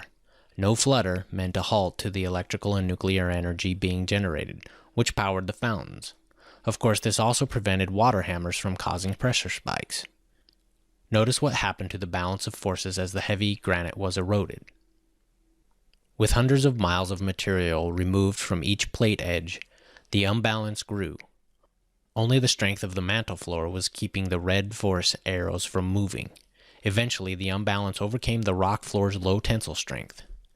The rock mantle suddenly and catastrophically failed, buckling and producing deep tension cracks as it arched and rose up almost 60 miles, seeking a new hydrostatic equilibrium. In the field of engineering structures, buckling is a dangerous failure mechanism because it occurs suddenly, with almost no warning, releasing much pent-up strain energy very quickly. Let's examine two theories for the ridge's formation: plate tectonics and hydroplate theory. You decide which makes the most sense. Here we see the commonly taught concepts presented by the theory of plate tectonics. Plate tectonics proposes that the mid-ocean ridge is the result of seafloor spreading, which causes plate movement, which is said to be driven by convection of the mantle. This spreading and convection concept are then used to explain the fit of the continents in the past and why they have slowly spread apart. If plates are spreading at the mid-oceanic ridge, then they also must eventually run into other plates somewhere. It is alleged that major mountains and ocean trenches are the result of these slow plate collisions. These thick tectonic plates are said to be subducting or diving under adjacent plates and then deep into the mantle below. These examples are animated and repeated as dogma so many times that few question if these concepts are physically possible. Mantle convection is usually compared to boiling water or gravy in a pot. This comparison completely ignores seismic observation that the mantle is a solid, with viscosity many orders of magnitude above that of any liquid, making the convection mechanism in solid rock highly questionable, and certainly it has never been demonstrated. The enormous forces and mechanisms required to produce mantle convection are vaguely described and then assumed to exist. Most explanation of plate tectonics is littered with much speculation, yet there's little supporting data. The mid-oceanic ridge is said to be the point where the new ocean floor is pushed up to the surface by these convection currents. This is attributed to deep liquid magma coming up from the mantle, expanding and pushing the plates apart. At first glance, this may seem plausible, especially when narrowly focused at the mid-ocean ridge. Now, while it is true that magma expands as it rises near the surface, one must consider how magma acts in all conditions before concluding that this is an adequate spreading mechanism. Graphics like this depict the mantle as if it may be all liquid or viscoelastic like firm hot putty, giving the impression that it could actually circulate as the arrows indicate. The reality is that thousands of seismic measurements repeatedly give the same picture. The 1,800-mile thick mantle is a solid, with some faults and fractures in it, which produce some liquid magma at times. Understanding this picture makes those convecting arrows seem a much less convincing conveyor mechanism. Now let's consider that magma, which convection is supposedly bringing up to the surface to cause seafloor spreading. Repeated experiments show that magma is a compressible fluid.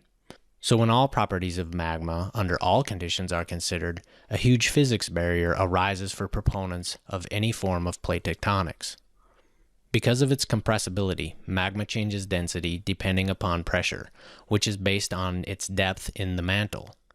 As stated, magma produced near the surface will expand and exert pressure.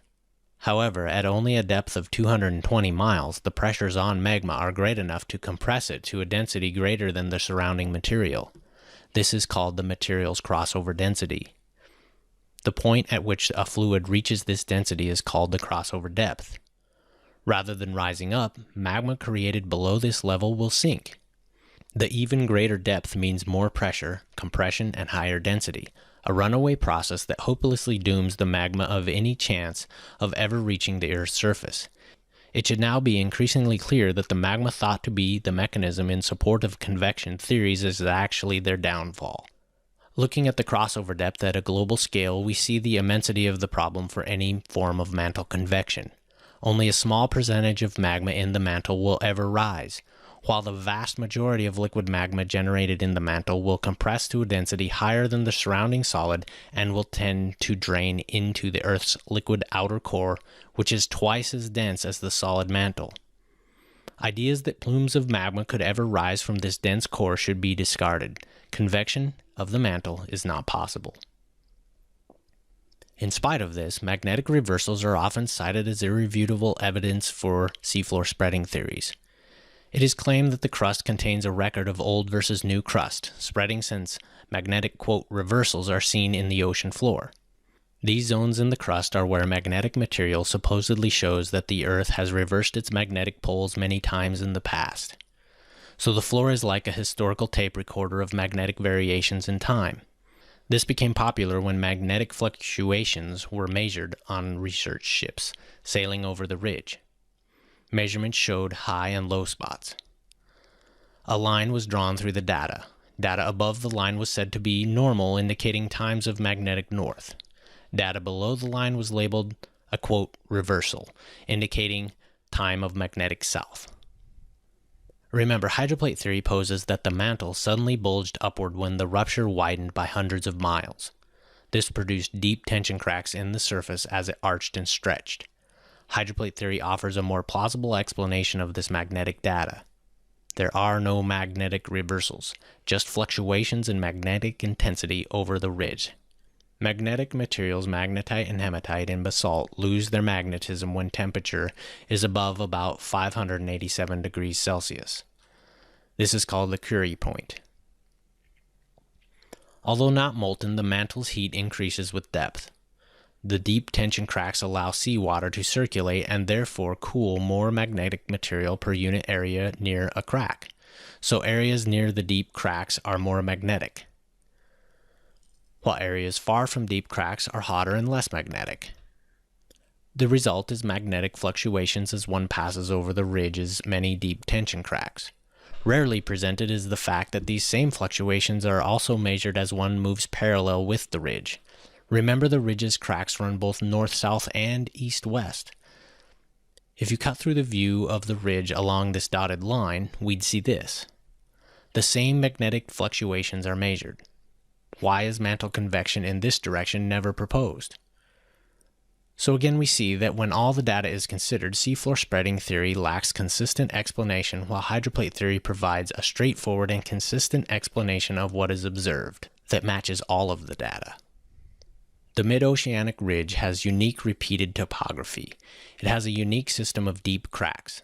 The largest and longest cracks always run perpendicular to the ridgeline.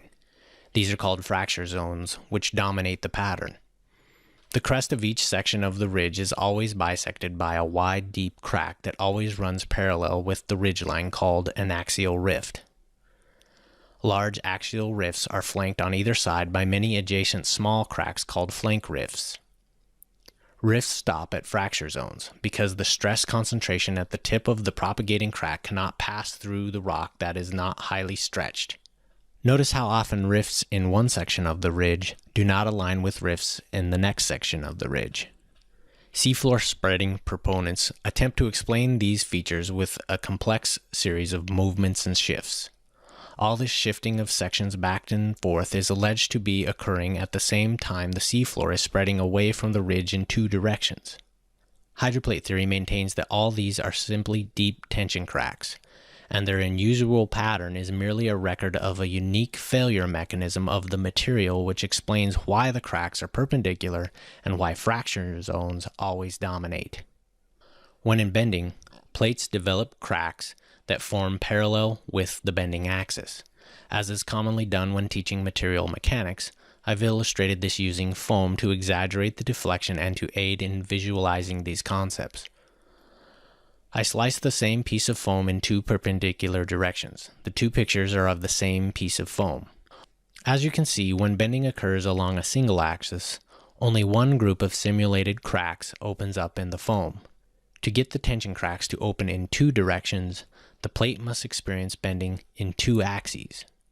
Here again is the same foam sample bent over an exercise ball, so when the spherical mantle foundation was exposed and sprang up, it buckled and stretched in two directions, which resulted in two perpendicular series of cracks forming almost simultaneously. I say almost simultaneously because the timing of the crack formation is the reason that the fracture zone cracks dominate, and why rift cracks cannot cross fracture zones. Fracture zones are not due to complex shifting of faults. They simply had a head start on the rift cracks as erosion of the granite plates progressed above. We've been following the balance of the blue versus the red force arrows in 2 dimensions. But consider what was happening in the 3rd dimension along the ridgeline. While there were a few unsupported forces perpendicular to the open crack, there were many more unsupported forces along the length of the crack. So well before the mantle ever arched up across the exposed crack, it first arched down the crack along the green arc. As this occurred, the mantle stretched and cracked in tension. These initial tension cracks always formed and grew first, and are what we see today as fracture zones. As the granite plates slid away from the rising bending mantle floor, axial rift cracks began to form along the ridge as it finally buckled, stretched, and failed in that direction. As the plates rapidly slid away, the rising ridge of the fracture zone cracks raced ahead and deepened. The mantle continued to stretch and new cracks formed along the ridge that were adjacent to the axial rifts. As axial and flank rifts ran into the deep fracture zone cracks that had already formed, they could not jump across the already deep and wide fractures. Precise measurements of the ocean's surface affirm hydroplate theory's idea that fracture zones are actually deep open tension cracks rather than shear planes along shifting faults. Sea level is not actually level because Earth's gravity is not the same in all locations. Large massive objects like island chains or the mid-oceanic ridge gravitationally pull the surrounding water up toward them. For example, the Hawaiian Islands raise the adjacent ocean levels 80 feet higher than they would be if those islands weren't there. Conversely, areas of the ocean floor that are missing mass, like trenches or deep, wide open tension cracks, will have a lower sea level than the denser surroundings. Because of this effect, fracture zones show up as areas where sea level is below normal. If fracture zones are just shearing faults rubbing against each other, then the sea level should be relatively level across the fault line because the mass, shown as M's in the picture, are uniformly distributed across the surface. However, areas along fracture zones register as areas of low sea level, meaning there is missing mass over the deep open cracks. Only a deep open crack explains this. You decide. Many times, chapters of Psalms have a double meaning where events described from the psalmist's experience are also describing events of the past or future. Psalms 18 it was written by David about his deliverance from Saul. But David's description of torrents, storms, dark rain, clouds, hail, thunder, lightning, and being drawn from the deep water bear a striking resemblance to experiences that Noah would have had. If this chapter has a double meaning related to the flood, then Psalm 18:15 seems to be describing something very similar to the hydroplate theory's rendition of how the mantle foundation of the earth was exposed and laid bare as the granite plates slid away from the rising mid-oceanic ridge. As will soon be explained in detail, the mid-oceanic ridge appears to have first buckled up in what is now the Atlantic Ocean. This uplift in the Atlantic caused the plates to slide downhill. This was only possible because the plates were well lubricated from below by remaining trapped water of the deep. thus the theory's name hydroplate. As these continental plates rapidly slid away, the compressed Atlantic floor continued to spring up roughly 60 miles until it again reached hydrostatic equilibrium. As this continued, the plates picked up speed, and because of their great mass, they gained tremendous kinetic energy. This rapid continental drift was not only due to the rising Atlantic mantle, it was aided by another process occurring deep within the Earth at the same time.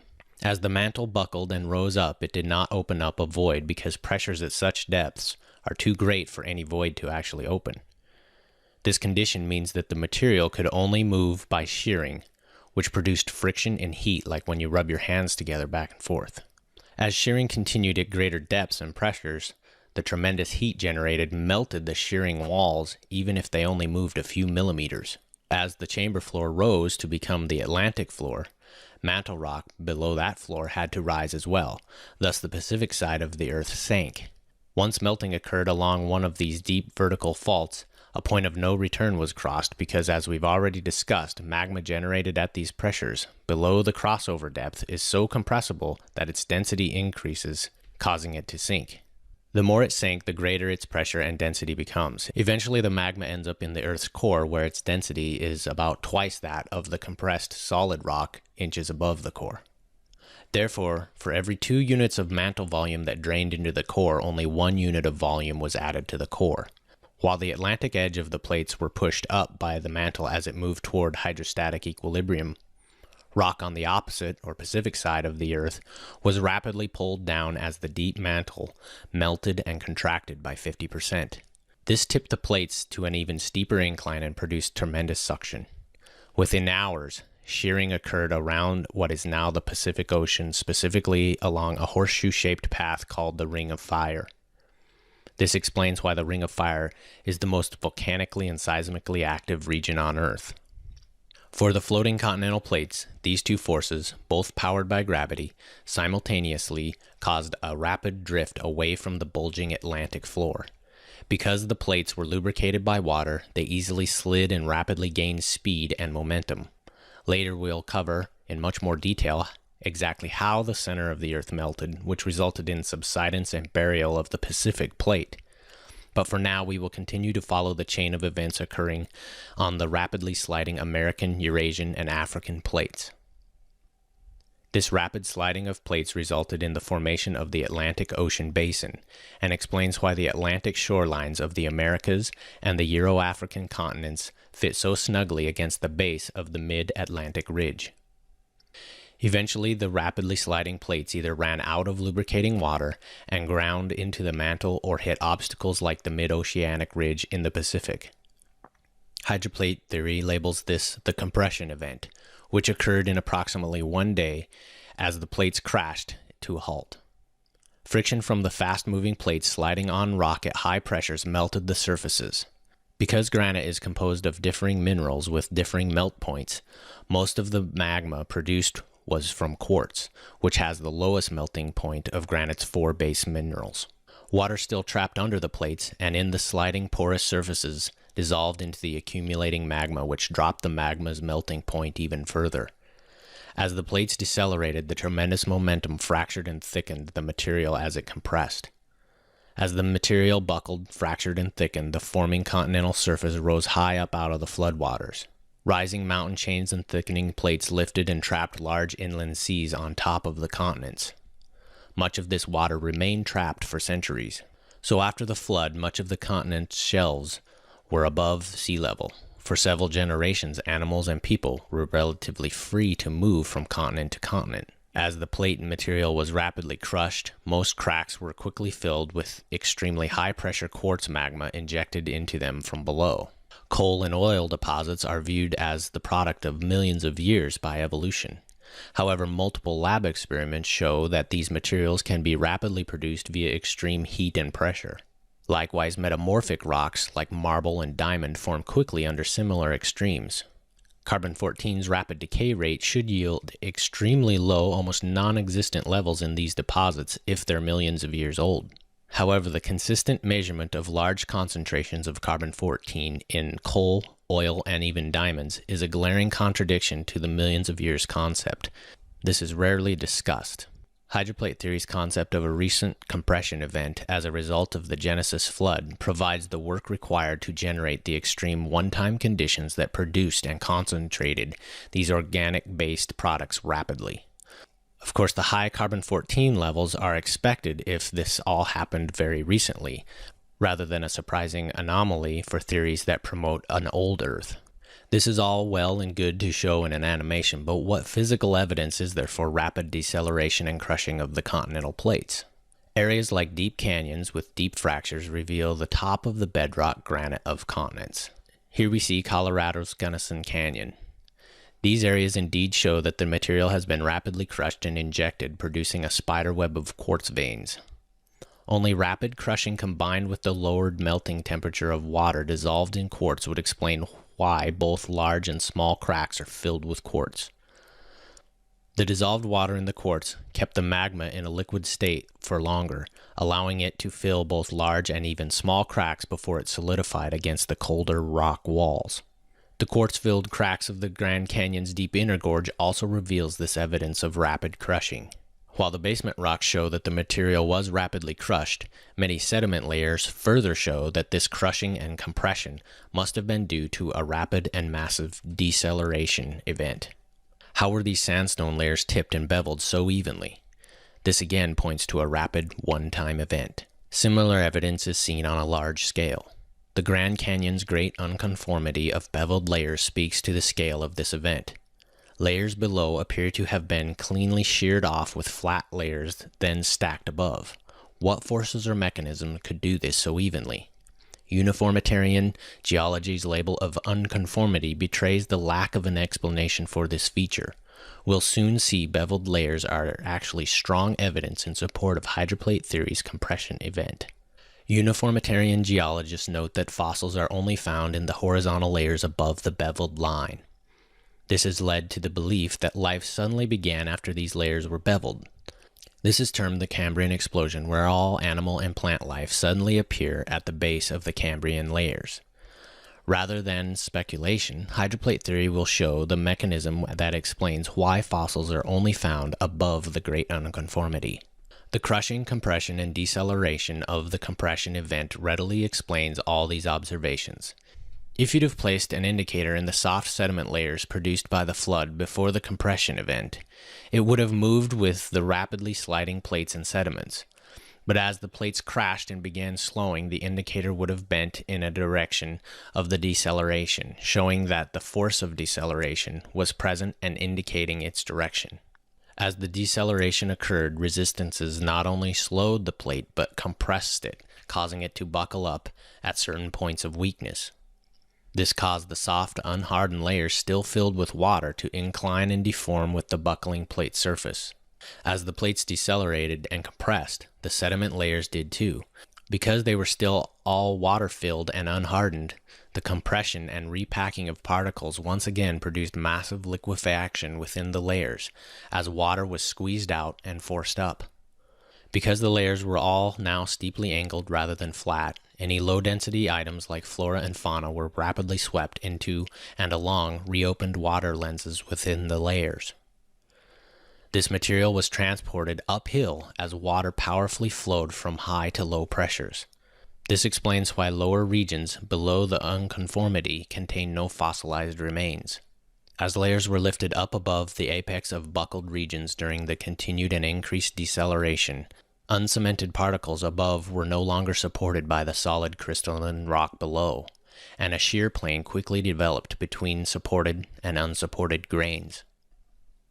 These upper sediments were quickly infused with the waters flowing up from the liquefaction lenses of the tipped yet supported layers below. The flora and fauna from these lower layers were rapidly transported into the upper sediments.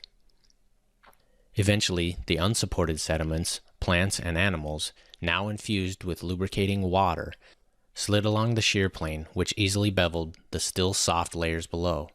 As this occurred, liquefaction again sorted particles, forming new horizontal layers above. Notice how hydroplate theory is the only theory that provides detailed cause-to-effect reasoning and a physics-based description of forces and mechanisms explaining how these features formed. Conversely, those whose theories do not expect or can explain this continue to call this a great unconformity. At this point, you've already seen how entire mountain chains formed on the continents. Rather than millions of years, this occurred in hours. But let's discuss this further. Just as a thin sheet slid on a smooth surface buckles and deforms along the leading edge where it encounters resistance, so too the leading edges of the continents buckled and thickened the most along the leading plate edges, which were the first to encounter resistance. This explains why the dominant Andes and Rockies mountains formed on the leading western side of the plates and run parallel to the Atlantic mid-oceanic ridge. Likewise, the dominant mountain chains of Africa also run parallel to the Atlantic mid-oceanic ridge, but as expected are located on the eastern shore of the continent.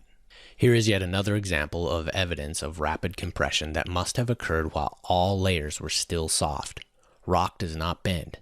This picture of finely compressed layers in the mountains of British Columbia is impossible to explain from an evolutionary perspective of individually deposited and hardened layers over millions of years. Material mechanics does not support this idea. Hard and brittle rock layers do not deform like this without cracking in hundreds of locations. All these layers must have been soft, having been deposited at the same time. Months later, while still unhardened, they were rapidly compressed like an accordion as the sliding North American plate decelerated to its current position. Later, limestone precipitated out of the water and the water drained out, cementing the deformed layers into hardened, brittle rock long after the deformation. This yet again supports the idea that the high mountains we know today formed quickly after the flood. Large plateaus are found adjacent to large mountain chains. The Colombian, Colorado, and Himalayan plateaus all lie next to thick, massive mountain ranges. Geologists like Professor George Kennedy recognize the puzzle presented when attempting to explain observation by physical means. He asks, what mechanism would cause a large volume of low-standing continents to rise rapidly a mile into the air? Furthermore, evidence from gravity surveys suggests that the rocks underlying the Colorado Plateau are in isostatic balance. That is, this large area is floating at its correct elevation in view of its mass and density. Recent seismic evidence confirms this in that the depth of the moho under the Colorado Plateau is approximately 10 kilometers greater than over most of continental North America. Kennedy concludes, we have then a double-ended mystery, for the Colorado Plateau seems to have grown downward at the same time that its emerged part has risen upward. Here we see graphically what Kennedy found so peculiar. What forces caused the plateau's layers to rise up, while at the same time the density boundary of the Mohorovicic discontinuity was forced down? With a lens of millions of years, the forces involved are vague and mysterious. Terms like uplift may vaguely explain what obviously happened, but it completely fails to provide a mechanism that actually explains the results that we see. Hydroplate theory readily explains the forces and the mechanisms that lifted the plateaus. Let's explain. It was simply hydraulic lifting at work due to temporary imbalance of forces after the compression event. The causal force was again gravity. As newly formed massive and high mountains sank down, the relatively thin adjacent continental material was hydraulically lifted over time, creating a plateau. Large plateaus are always found adjacent to large mountain chains. The Colombian, Colorado, and Himalayan plateaus all lie next to thick, massive mountain ranges. Hydroplate theory uniquely explains the essential conditions that both raise the plateaus and cause the moho beneath to be depressed. But where did the liquid under these mountains come from? As we've seen, magma chambers are not the result of plumes rising against all odds from Earth's core. Rather, the magma was produced by the friction and heat generated as the buckled and thickened mountains sank into the mantle. Water then dissolved in the magma, reduced its melting point, and this is why volcanoes in these areas today release so much water during eruptions. These volumes of magma were generated mostly under buckling mountains, which in turn contacted more heavily with the mantle surface as they slid. Over the centuries following this event, the magma under the mountains was slowly injected under adjacent thinner layers of the plates. Again, notice the lack of mystery here. This all happened as a natural function of gravity acting on massive mountains as they slowly sank like giant pistons. The fluid beneath spread sideways under the thinner adjacent crust until enough pressure was generated to shear the material above. This shear line formed a somewhat vertical fault. The fault was injected with magma from below, which lubricated each new block and allowed it to rise even further until it locked up against the neighboring block. Once the block was either restrained or rose high enough, continued pressure from the sinking mountains began building pressure under the next segment of material. Once it failed in shear, it too was lifted, and this is how block faulted features like the Grand Staircase formed. It is also the mechanism that lifted plateaus to their current state. Since each block's mass and area was tiny compared to the mass and area of the nearby sinking mountains, the blocks were raised over a mile above their surroundings. Along some faults, pressurized magma reached the surface and spilled out on top of sedimentary layers. The hot liquid pooled at low points in the topography, and hardened and years later protected the sediments below from violent flows as huge inland lakes breached and scoured away soft sediments as they drained. In some areas, these became buttes like Red Butte in northern Arizona, which is capped with a thick layer of volcanic rock. The weight of the injected magma combined with the weight of the lifted plateau and the simple driving mechanism of gravity further explains the second half of the plateau mystery. Naturally, the Moho boundary was pressed down by the extra weight of the magma under the plateau as it too settled back into hydrostatic equilibrium. Two more observations are also explained. Mountains were heaviest, so they settled more. The Moho is the deepest under the mountains. Conversely, the Moho is exceptionally shallow over ocean basins. As the continents settled down, the ocean floors had to rise in compensation for the downward flow of matter, just as the topography of a waterbed does when you lay on it. Finally, the hydraulic lifting of the plateaus is the key to understanding how the Grand Canyon actually formed on the Colorado Plateau. As the plateau was lifted, huge inland lakes were lifted as well. Here is a map of the Four Corners area of southwestern United States.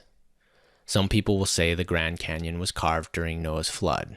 That is not really correct. It should be seen that the flood began a series of events which after several centuries resulted in conditions which carved this unique canyon.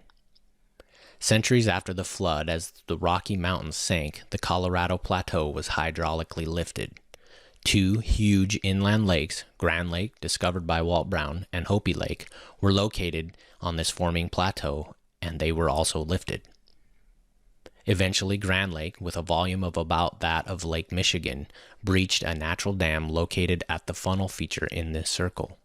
It spilled out across the upper sediments, still soft and impregnated with floodwaters. Once the body of water began flowing, the low pressure caused all waters in the lake to flow toward that low pressure point. As happens with flowing fluids, a widening funnel-shaped channel was quickly carved and the lake spilled out over the sediments in northern Arizona. The eroded funnel scoured sediments until it reached the thick layer of hardened limestone today known as the Kaibab deposit. The erosion widened the channel to about 12 miles across and formed the Echo and Vermilion Cliffs, which overlook Marble Canyon. Because the material above was removed so quickly from the Kaibab, it buckled, arched up, and cracked in tension down the middle of the channel, producing narrow Marble Canyon, similar to what happened when the mid-oceanic ridge buckled up. Sediments were quickly washed away in sheet flow as water from the lake combined with water already in the sediments. These were the conditions which began what is referred to as the Great Denudation, where around 1,000 vertical feet of Mesozoic sediments were stripped off this region in northern Arizona. Remember how I said Red Butte near Williams, Arizona survived this scouring? Here is the most likely way all that volcanic rock ended up on top of it. At some points, magma from below the plates that pushed up the plateau traveled up along the sheared faults and burst out above the newly formed sediments. This naturally flowed to low spots in the sediment topography where it cooled and hardened. As Grand Lake breached, the torrent of waters eroded the soft sediments. As sediments were swept away, the thick, hardened layer of volcanic rock capped and protected the sediments underneath, forming a volcanic capped butte. As this massive sheet flow of sediments progressed, the flow eroded and undercut the western bank of Hopi Lake, which rested about 250 feet above Grand Lake in elevation. Hopi Lake soon breached and added to the catastrophic flow. There are many other strong evidences that corroborate this unique scenario that hydroplate theory presents. Like comets and asteroids, however, I will move on as this would greatly distract this overview. It should now be clear that the tiny Colorado River, which is a pretty normal river, even when it is not dammed up, could never have carved the Grand Canyon. Only the unique conditions explained by hydroplate theory fully account for how this land feature formed. Another series of phenomena spanning continents has been observed that when all data is considered seems inexplicable. However, we'll see hydroplate theory links these observations to the Genesis record of the flood. For centuries, unfossilized frozen mammoth and rhinoceros remains have been recovered from the tundra in northern Siberia, Alaska, and Canada. One such mammoth was recovered from Siberia's Beherovka River. The 50-year-old male was found in a freshly eroded bank 100 feet above the river in 1900. A year later, an expedition led by Dr. Otto F. Herz painstakingly excavated the frozen body and transported it to the Zoological Museum in St. Petersburg, Russia. Beherovka was upright, although his back was humped, and his hind legs were straight and rotated forward at the hips into an almost horizontal position. This strange, contorted position was further exaggerated by his raised and spread front legs, as if struggling to right himself. In the museum, Beherovka was reconstructed and displayed in the same body position as it was found. Several ribs, a shoulder blade, and the pelvis were broken. Amazingly, the long leg bone in its right foreleg was crushed into about a dozen pieces without noticeably damaging surrounding tissue. However, there had been considerable bleeding between the muscles and fatty connective tissues in this area. It is most likely that this leg was crushed after burial and not before. Here's why. First, it is doubtful that this severely damaged limb could have been used in the spread, struggling position it was found in, since the smashed bone would not have resisted contraction forces from the muscles, nor could it have supported any weight. Therefore, it seems the limb was fully functional and in use at the time of burial. Second, crushing of a mammoth leg bone without evidence of external tissue damage from a large impact while still showing bleeding in tissues near the crushed bone indicate rapid and deep burial soon after death.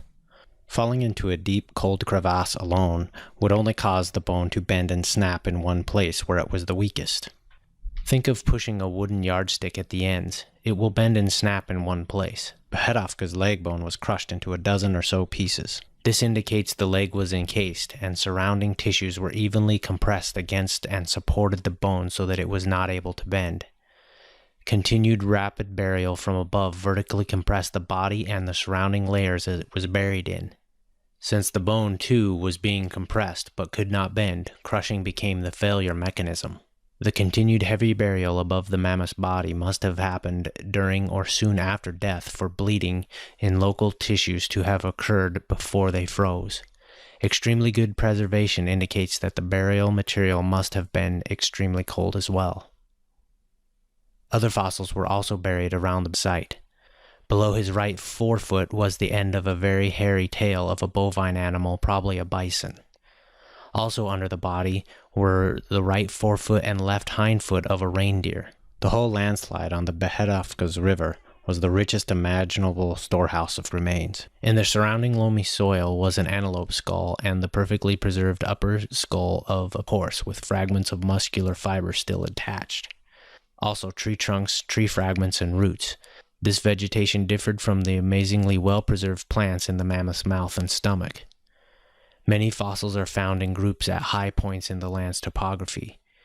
These are sometimes referred to as fossil graveyards. The fauna represented in these graveyards are diverse and sometimes they are prey and predator in close proximity. Being trapped in bogs are sometimes thought to explain the diversity, but bogs would be located at topographical low points. What would cause such diverse groups to gather in close proximity on hills? Raising water and/or sediments is most likely the explanation. The cause of Beherovka's death was determined to be suffocation because blood was found to be coagulated in its capillaries. Also, the male genitalia was found to be erect, which is a telltale sign of slow suffocation. Other mammoths recovered show similar signs of asphyxia and inhalation of dust and silts. Interestingly, the stomach contents were well preserved and showed little signs of breakdown by enzymes. This is unexpected. The mammoth's large thermal mass should have kept the stomach warm for a long time, even if Berhetovka had died in the coldest Siberian winter storm. Since the body was rapidly buried, this is even more perplexing since burial should have protected from exposure to the cold. The plants found in the stomach and mouth were so well preserved that each species of fauna could easily be identified. It is almost as if the body was buried in something colder than dry ice.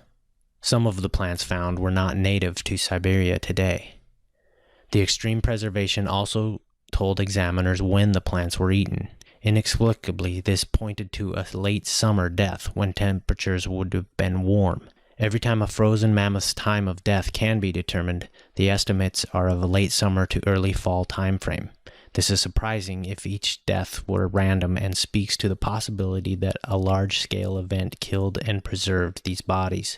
A warm weather death flies in the face of traditional theories attempting to explain the preservation of frozen mammoths. What's more is that the recovery team reported the meat was not putrid or rotten, but fresh enough that their sled dogs ate some of it and did not get sick. Close examination of Berhetovka's soft tissues showed the cell walls had not burst, as they would have at normal freezing temperature rates. For this to happen, the cell needs to freeze rapidly before breakdown produces water within the membrane, otherwise the water's expansion upon freezing tears the cell wall open. For this to happen, frozen food experts point out that a live animal of this size would have to be exposed to extreme cold of less than negative 150 degrees Fahrenheit in a blast freezer. The preserved stomach contents deep inside the warm carcass indicate external temperatures must have been below negative 175 degrees Fahrenheit. The puzzle of replicating the observations are almost unbelievable. Remember, the crushed leg bone indicated rapid burial soon after death, which normally would have insulated the still warm body. So Berhetovka had to be buried in contact with at least some fill material that was at least 65 degrees colder than dry ice. But how could temperatures have dropped so rapidly during the summer? And even if we can imagine a freak cold snap, this does not explain what must have been sustained cold that could have kept the body from rotting all this time. Before tackling this challenging scenario, let's first cover some more info on just what type of environment the woolly mammoth appears to have lived in. Because they have long hair and are found in what is now the Arctic Circle, it is automatically assumed mammoths are Arctic animals. But the easiest and most accurate way to determine an extinct animal's or plant's environment is to identify familiar animals and plants buried nearby. For the mammoth, this includes rhinoceros, tigers, horses, antelope, bison, and temperate species of grasses. All live in warm climates. Some burrowing animals are found too, such as voles, which would not burrow into rock-hard permafrost. Even larvae of warble flies have been found in frozen mammoths' intestine, larvae identical to those found in tropical elephants today. No one argues that these smaller animals and plants buried near the mammoths were specially adapted to the Arctic, so why do so for mammoths? Most assume mammoths are adapted to the cold. However, studies of recovered DNA fragments show mammoths to be closely related to the Indian elephant. Many mammoths are found with heavy layers of fat, assumed to be for insulation. However, fat only comes from caloric intake. Fat is an indication of ample food supply that the Arctic does not provide. Arctic herbivores today have little fat. Another popular myth is that mammoths have woolly insulation.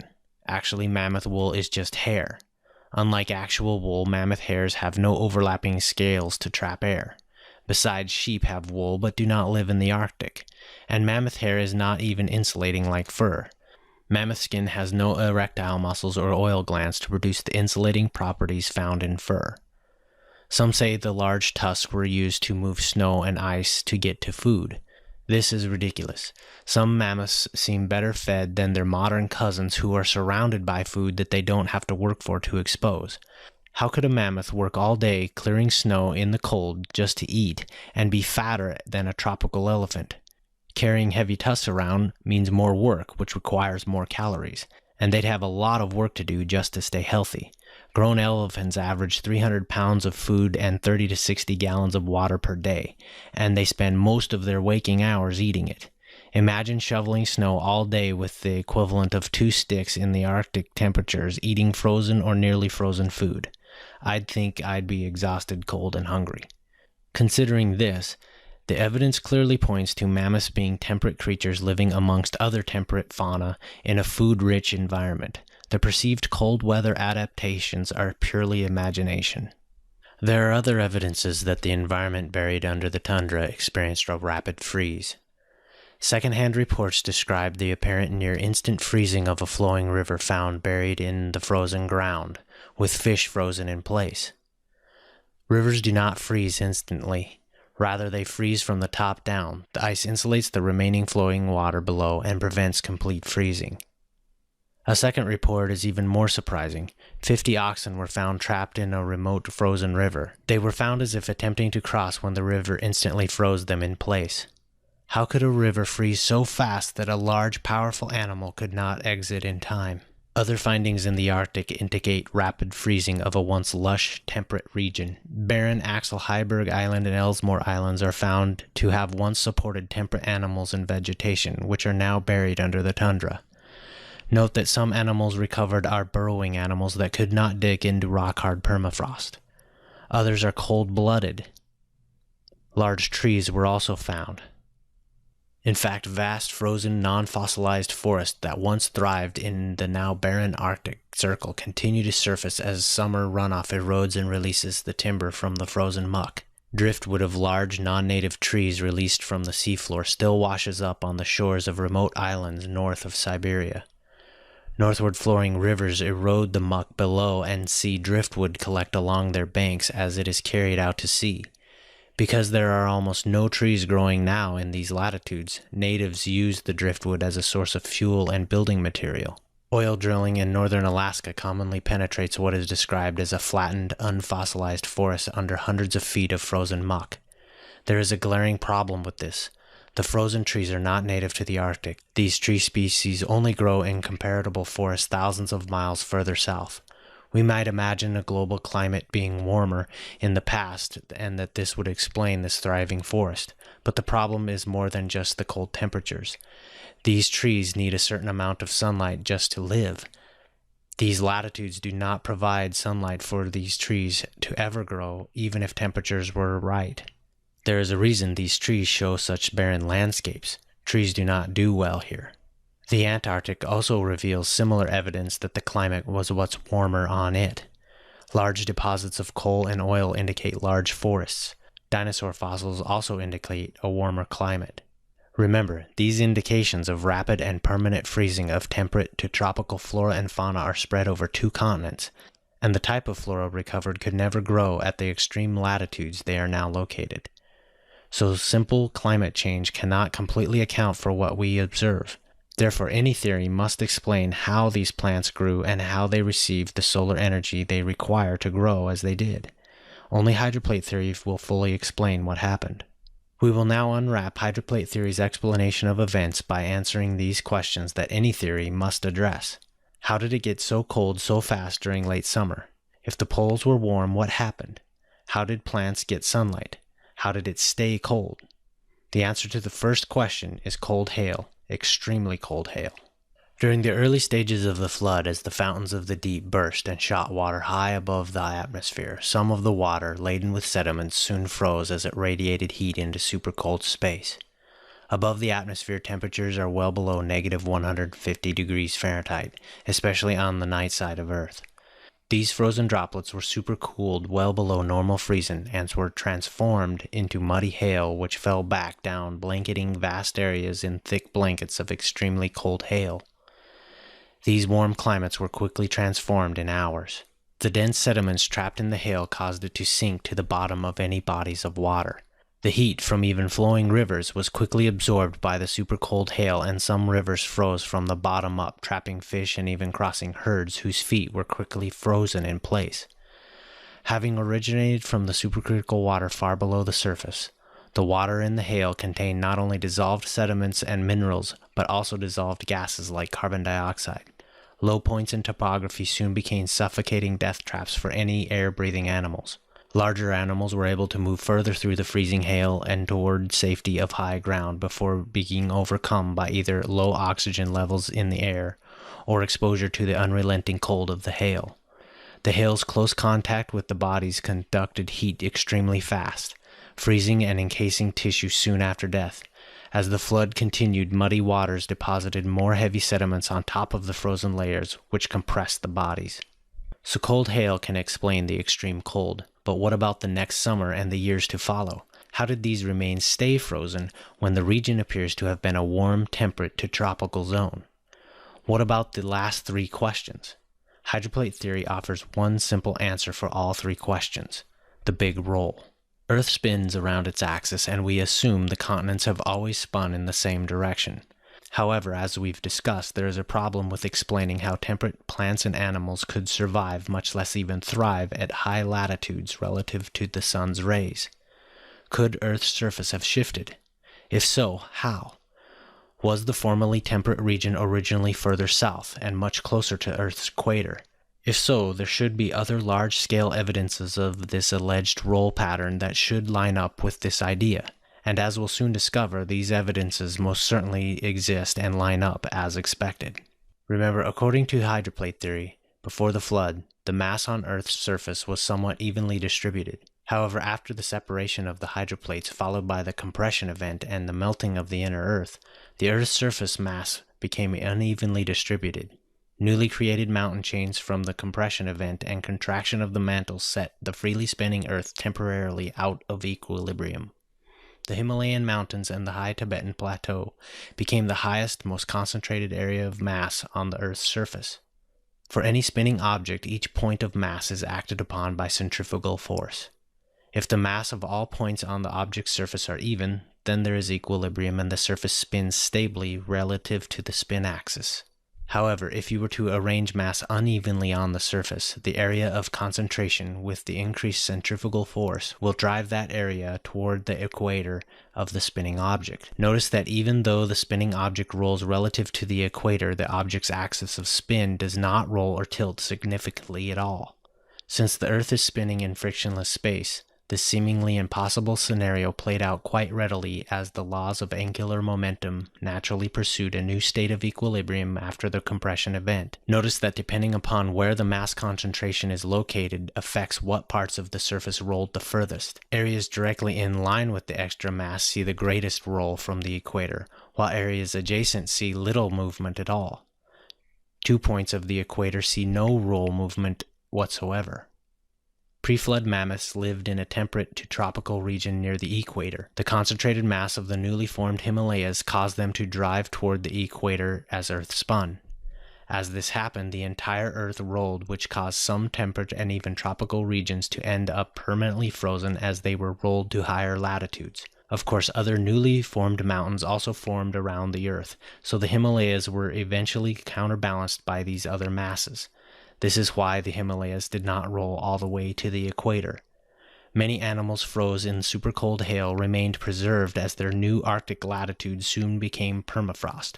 These animals seem to be out of place because they are out of place. This explains why so many animals recovered from the permafrost today are well preserved in spite of many evidences that they died in a temperate zone in late summer, and therefore should have experienced advanced decay. Some corroborating evidence suggests this roll happened quite rapidly, once the mass imbalance from the newly formed mountains occurred. Many see Oregon's Steens Mountain lava flows as more evidence of imagined magnetic reversals, which we've already shown to be a severe misinterpretation of the data. However, in light of the rolling surface scenario, a much different picture unfolds in the rocks on Steens Mountain. It is a case of relative motion. Obviously, the lava records movement as magnetic crystals are seen progressively oriented at steeper and steeper angles as it cooled. But what was moving, the magnetic field or the mountain? Rather than the magnetic field flipping and moving via unknown processes, we see that actually it was the pool of cooling lava which was moving rapidly through Earth's magnetic field, which continued to flow along Earth's stable spin axis. Since the lava was carried along on Earth's surface as it rolled, its magnetic components froze at different angles, recording the movements of the roll, which achieved rates of up to 6 degrees per day. There is yet more evidence of this roll and its approximate magnitude. Just south of the massive Himalayas, a peculiar 3,100-mile formation termed a progressive seamount runs almost straight and almost parallel to the 90th meridian. For this reason, it is called the 90 East Ridge. There is nothing else like it in the world. Plate tectonic theorists assume hotspots from the mantle have somehow produced this, but there is much debate over how this actually happens.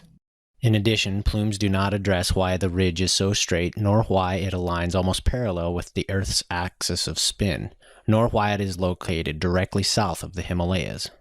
Of course, by now you should remember that since magma is compressible, plumes from Earth's outer core could never rise anyway.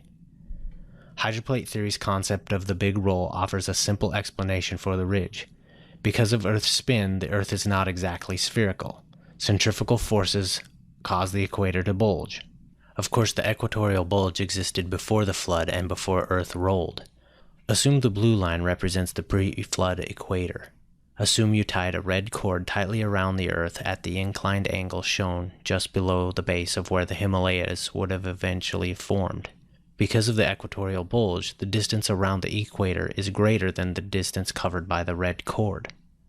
Now, if Earth suddenly rolled about this spin axis, so that the red cord was now spinning at the new equator, the centrifugal forces from the inclined bulge would begin to act to reshape the surface of Earth to form a new bulge that realigned with the new equator.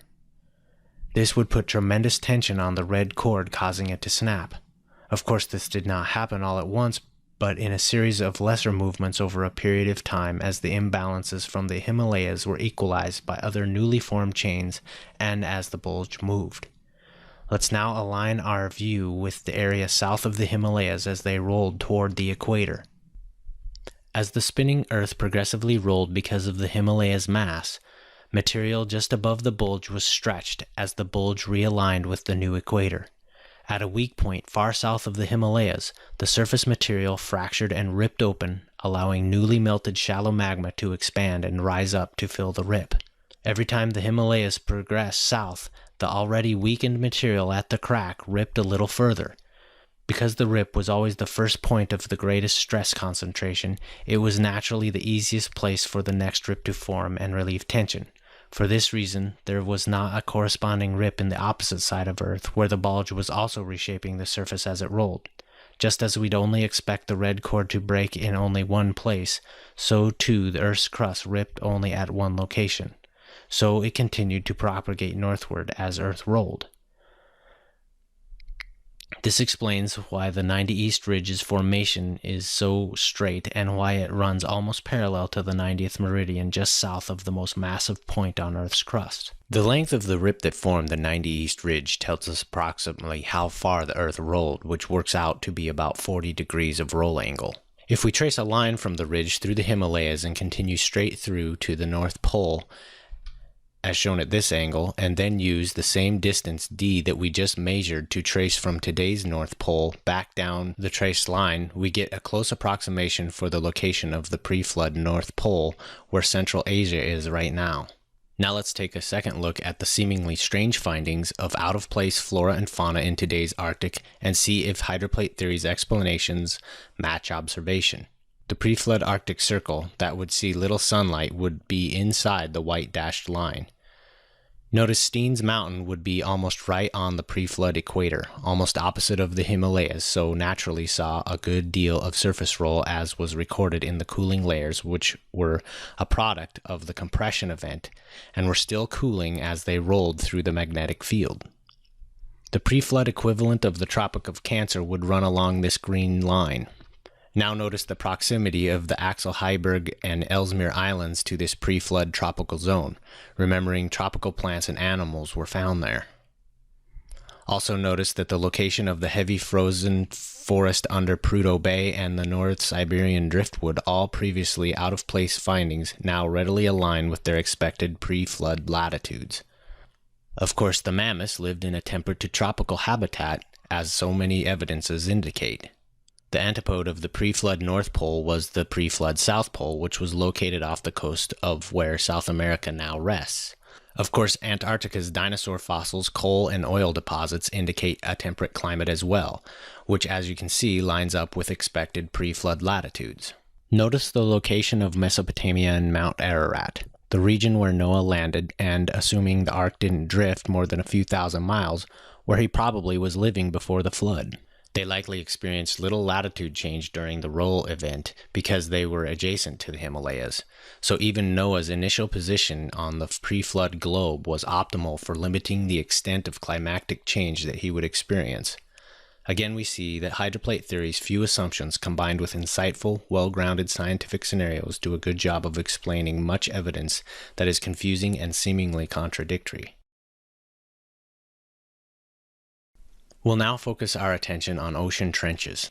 These features are located primarily in the Pacific Ocean, specifically concentrated in the western Pacific Ocean, and represent the deepest points on Earth. What are trenches? How did they form? And why are they mostly in the western Pacific? Plate tectonics theories, both uniformitarian and catastrophic variants, explain trench formations in the same way. The only real disagreement is over how long the process has been taking place. Uniformitarian plate tectonic theory says seafloor spreading and plate subduction represent hundreds of millions of years of time. Catastrophic plate tectonics theory says that essentially the same process occurred quickly during the flood and then slowed over time to its present rate. We see this dogmatic explanation for trenches repeated so many times by both evolution and creation proponents that many just accept plate tectonics as a fact, and the only thing argued over is how long it took. Few have considered the forces and mechanisms required for plate subduction at any speed to actually occur. Because of this, it is important to take a critical look at this popular theory. Then we will see a completely unique and much more plausible explanation from hydroplate theory. The first problem for plate subduction is getting started. Crustal plates are said to be 30 to 60 miles thick and float on the surface because they are not as dense as the mantle. This should raise eyebrows when contemplating how the edge of one plate begins to dive under another plate. Again, we'll begin by studying balance of forces. The weight of the plates is equally resisted and supported by the mantle. Pressures along this horizontal plane are relatively even. But getting a thick slab of rock to depress into the mantle means that the resisting forces in the mantle would exponentially resist any downward movement, especially when the diving plate is less dense than the material it is said to have subducted into. A similar scenario can be experienced in a swimming pool with a foam mattress. Grab an edge of the foam and pull it down below the surface. The difficulty increases as you pull down. In the pool, we provide the unnatural force needed to pull the foam under. But what force could counteract the huge resistive forces in the mantle while a 30 to 60 mile thick plate drops under another? With plate tectonics, equally artificial forces are imagined. Plates are said to have become cooler and denser so as to initiate a dive. Also, the mantle is pictured as a viscoelastic material in spite of much seismic evidence that it is solid, which makes the problem even more difficult to explain. Catastrophic plate tectonic theorists speculate that as the flood began, the edges of the plates suddenly dropped in temperature by more than 700 degrees Fahrenheit, while at the same time the mantle softened so the cold, dense plates could sink. This is all very convenient and perhaps makes their computer simulations give the answer they were looking for. But as a mechanical engineer, this heat transfer scenario baffles me. I don't see what could cause such a large mass to get that cold, nor how it could stay that cold while diving through much hotter material. When questioned as to how this could happen, the lead promoters of catastrophic plate tectonics have yet to provide any verifiable justification. Another problem is that the strength of crustal rock can support a vertical surface that is only 5 miles high, yet these plates are estimated at 30 to 60 miles thick. So the material of the overlying plate would deform and push into and against the diving plate. The shear strength of this material would have to be overcome by the diving plate as well. The sediments that are found in trenches are layered, and the layers are not disturbed. But if movement has been occurring due to a diving plate, these layers should show signs of disturbance and folding over on themselves in the direction of movement, but this is not observed. Even if a plate did manage to dive under an overlying plate, the weight of the overlying plate would scrape away anything that was not an integral part of the plate itself. Subduction proponents often imagine ocean sediments and water being dragged down along with the plate, but the pressures between the rock at these great depths would not allow this loose sediment and water to dive against a rising pressure gradient. Of course, plate tectonic theory needs water to be dragged down by the plates because this is the theory's mechanism to explain magma chambers and why volcanoes release so much water when they erupt. However, hydroplate theory provides a plausible explanation for both deep water and magma chambers, which does not require a diving plate, nor miraculous conditions to produce them. Of course, plate tectonic theories also need sediments to disappear back into the mantle because if they were scraped off and piled up for hundreds of millions of years, no trench would exist. Diving sediments on a diving plate is failed logic from a failed idea. Another problem that is never addressed is that we are always shown a perfect straight-line subduction scenario. Only 2D section views are shown or discussed in any detail. But trenches where subduction is supposed to be occurring are curiously arc-shaped. When movement along the realistic arc shape is considered in 3 dimensions, subduction looks very unlikely. If scrutinized properly, this should raise some fundamental questions about the subduction theory versus basic observation and known material mechanics. Whether the material is rock or a piece of cloth, the geometry requires the same conditions if a plate is diving at an angle. If the plate is diving along such an arc, the material must be converging as it moves. Yet the material evidence of this convergence is completely missing along with any mechanical explanation for why the convergence is occurring. The 2 sets of black lines represent vectors of movement of the subducting plate. The arc requires that these vectors be angled with respect to each other, so there must be both a forward and a lateral component to the movement. This lateral component should be compressing, folding, crushing, and thickening the plate as it converges. A similar problem exists if the arc is oriented in the opposite direction. All trenches have an arc shape. True subduction could only occur if a plate is diving along a straight line, but of course, many other forces and features of trenches show that subduction has not occurred. Dr. Brown lists 17 specific reasons for this. Plate tectonics is a myth. The topography of plates diving in front of arced trenches should have a radial pattern of folds or mountainous chains in the compressed plate radiating out from the trenches. Yet these are absent from the seafloor.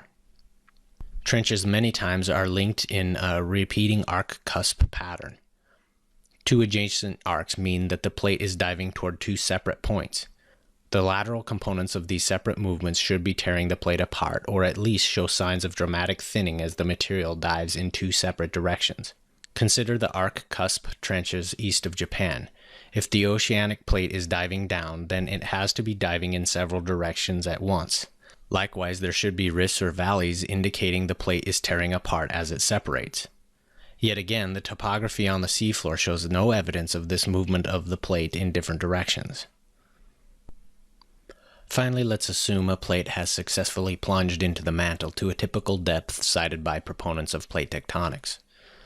We'll just look at a first-order analysis of forces involved with even a perfect world plate diving along a straight line in a 2D scenario. Green arrows represent forces that will allow the plate to dive further into the mantle. Red arrows represent forces that prevent movement into the mantle. Red and green arrows are in a tug of war, and the question is, which one would we expect to win? First, sum the green dive forces that would allow further penetration into the mantle. Let's just set the width along the plate to 1 centimeter. We'll again give plate tectonics the benefit of the doubt by assuming no tension crack forms as the material bends down. This will allow the highest possible loading of the plate to support a dive. Assume the plate is evenly pushed into the mantle at the material's maximum compressive strength. It is physically impossible to compress higher than the max compressive stress, as it would crush the plate rather than transfer load to the diving portion of the plate. Then we'll add the component of the plate's weight that would pull it deeper into the mantle. Plug the numbers into the equation and we get 515 billion newtons per centimeter, which works out to 116 billion pounds of force. Now sum the red restrictive forces, which consist of friction above and below the plate, plus whatever head-on restrictive forces are acting in front of the plate. First, be generous and ignore the resistive forces in front of the plate, since we don't know the shape anyway. Now we'll just sum the frictional forces above and below the plate, and again plug the numbers into the equation and we get 16.5 trillion, not billion, but trillion newtons per centimeter, or 3.7 trillion pounds per centimeter. Now let's compare the results. Obviously, the red forces easily win the tug of war. Friction forces alone are over 30 times greater than the subductive forces.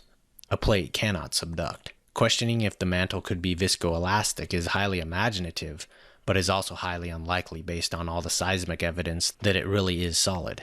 Any explanations of lubrication suffers from then having to explain the origin of the lubricant.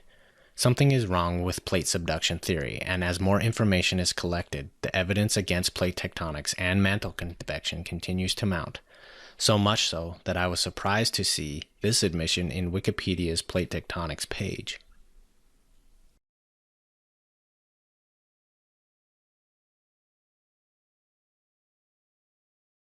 Clearly, trenches are deformations of Earth's surface. Therefore, understanding trenches should first begin with understanding the failure mechanisms of the material and recognizing how any of them deform. Pausing to do this is essential to reaching correct conclusions when performing a material failure analysis. For engineers anyway, skipping these steps and injecting a preconceived idea usually results in frustration and many hours wasted trying to validate an alleged failure mode. So first we should consider what forces could cause a spherical shape to deform in such a manner that its surface deforms into an arc and cusp shaped pattern as we see in trenches. Ping pong balls help us see that either an external force like my thumb or an internal force which causes the surface to collapse inward will readily produce the characteristic deformation we are interested in investigating. An external force is very unlikely, so the force that caused the western Pacific surface of the Earth to collapse or subside must have come from inside the Earth. One important clue is to realize that the western Pacific antipode is the middle of the Atlantic Ocean. So if you were to dig a straight hole from the middle of the western Pacific, about which the trenches are concentrated, through the center of the Earth, you'd exit in the middle of the Atlantic Ocean. I'll also point out that obviously, looking at the map, we see the arc-cusp deformation lines are not closed pattern as with ping pong balls. However, notice that the mid-oceanic ridge runs diagonally across the southern end of the Pacific Basin. Remember that the mid-oceanic ridge is a series of deep tension cracks that were already fractured by the time the forces on the Pacific plate to the north were acting. So this portion of the plate and mantle had already failed, so the characteristic arc and cusp chain did not deform in this location. Here's a better view using a globe. A straight line through the center of the Earth at the red push pin exits the Earth in about the middle of the Atlantic Ocean. Let's go back to the graphic we first used in describing how the Atlantic seafloor rose up, causing a chain reaction which led to much movement and the melting of the inner Earth. We'll quickly review. As the Atlantic floor buckled and rose up, it could only move by shearing, which produced friction and heat. As shearing continued at greater depths, the heat generated melted the shearing surfaces. Once melting occurred, this caused a runaway cycle of contraction and shifting and more melting. The direction of shift was always toward the rising Atlantic floor as more material shifted toward the contracting magma.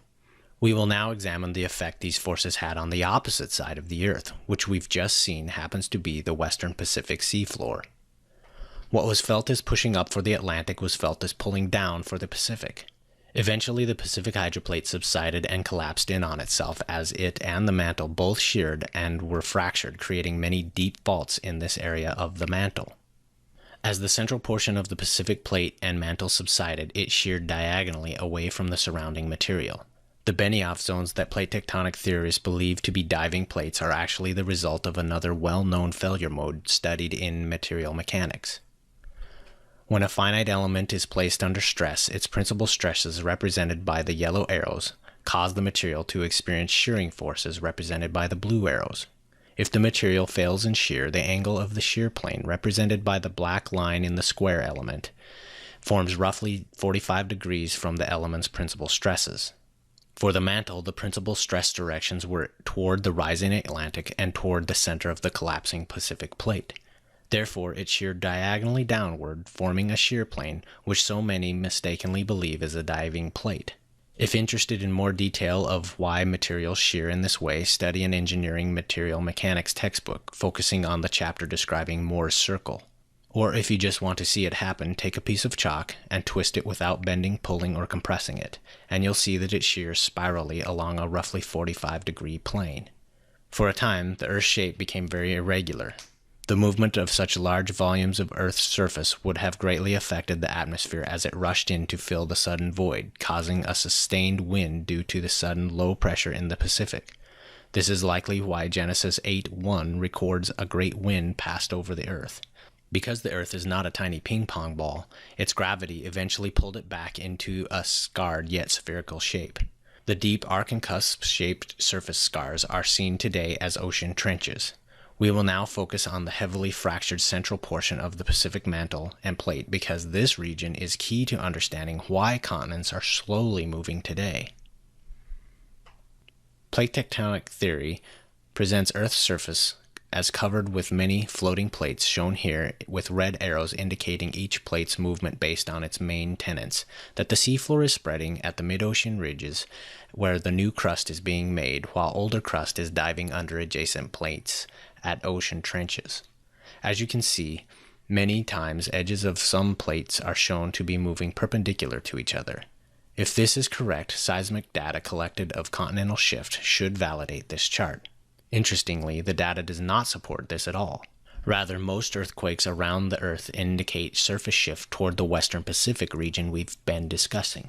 As stated, the Pacific hydroplate and mantle below were severely fractured as they collapsed and subsided. This exposed many deep fissures to the surface, and magma above the crossover depth spilled out en masse over the face of the Pacific plate, which essentially buried it under the expanding rising magma. The Western Pacific has over 40,000 underwater seamounts that are at least 1 kilometer high, or 0.6 miles high. That's the highest concentration of volcanic seamounts on Earth. This dense population of volcanic mountains is compelling evidence of a great deal of deep fractures in the mantle below. In many places, the magma continues to be produced along the deep faults and continues to rise and spill out, forming huge underwater volcanic mountains. Some have risen above sea level, forming many Pacific island chains like Hawaii. We will now discover the mechanism behind why almost all earthquakes shift the mantle's mass toward the fractured western Pacific region. Watch the thin white lines which represent how the mantle moves as magma is produced in a fault and then is distributed. For any deep sheared fault, magma produced along the fault that is above the crossover depth will rise and expand the upper portion of the mantle as it climbs. These properties of magma explain why the number of earthquakes at specific depths varies the way that it does. Most earthquakes are shallow and occur well above the crossover depth. This is because magma is expanding as it rises. Near the crossover depth of approximately 220 miles, there are significantly fewer earthquakes because magma produced at this level is the same density as the surrounding solids, and therefore does not tend to move up or down and cause earthquakes. Below the crossover depth, we see a second peak in the number of earthquakes. Again, this is because magma is on the move, only headed down to Earth's outer core. However, because the crossover depth for magma is only about 220 miles below the surface, for any fault filled with magma, there is over 7 times more magma below the crossover depth than above.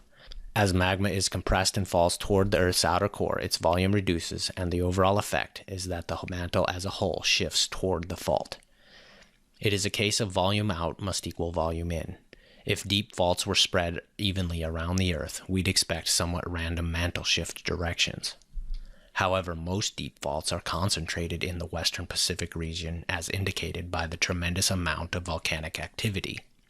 Only hydroplate theory explains why this is, and why the mantle today slowly shifts toward this region.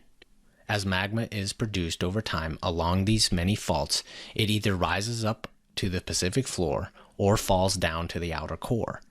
Again, the driving mechanism is gravity. As volume leaves the mantle in this area, the mantle must shift toward this region to fill the void. This map of actual seismic data shows this general shift toward this region of the Western Pacific. Only hydroplate theory explains why this shift occurs and why it points to the Western Pacific.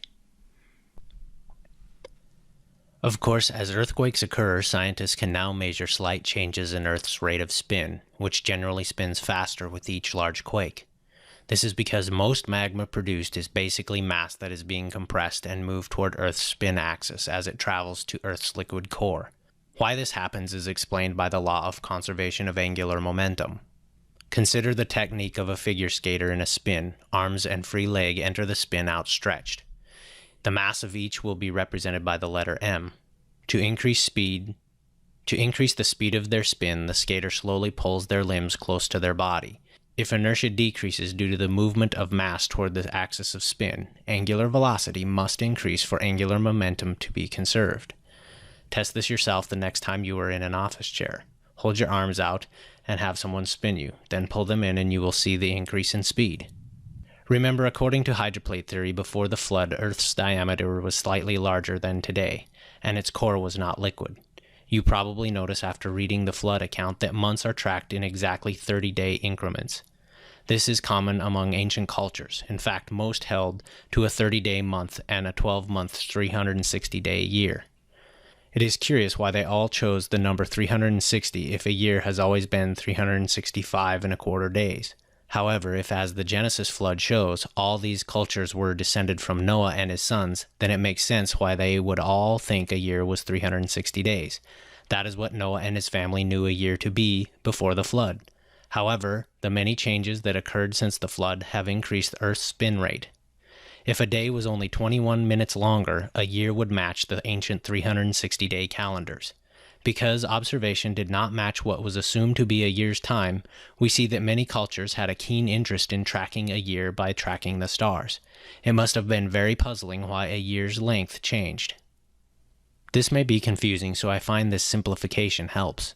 Instead of 360 versus 365 days a year, let's just say a year pre-flood was only 4 days long. Because the mass shifted to Earth's center, the angular momentum increased and caused the rate of spin to increase, just like our figure skater example. Note that the velocity of Earth's orbit around the Sun did not change, only Earth's rate of rotation about its own spin axis. In our example, let's assume that post-flood, the rate of spin increased from 4 days to 6 days per year.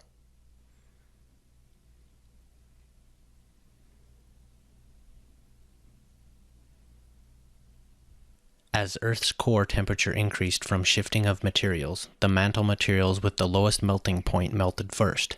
As these low melt materials became liquid, crystals of materials with higher melting points became suspended in the melt, but not for long.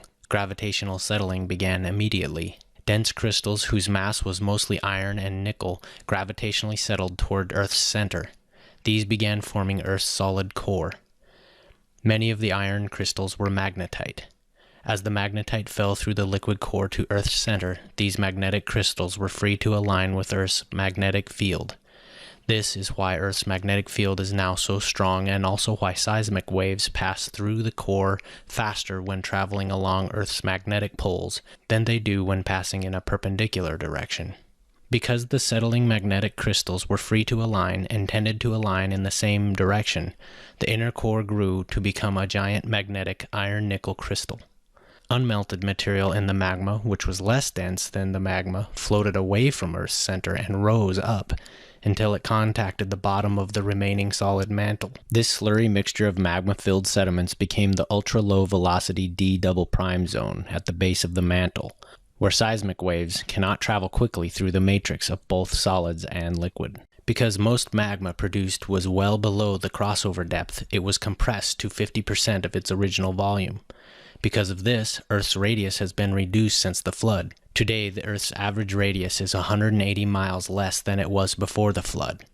The mantle and crust were forced to compress, causing further buckling at the surface, forming additional mountains as Earth's volume decreased like the wrinkled skin of a drying apple. Now that all this has been explained step by step, and by now you've heard and seen much of the explanation and the main points of the hydroplate theory, we can now look at an animation which shows almost everything happening in time.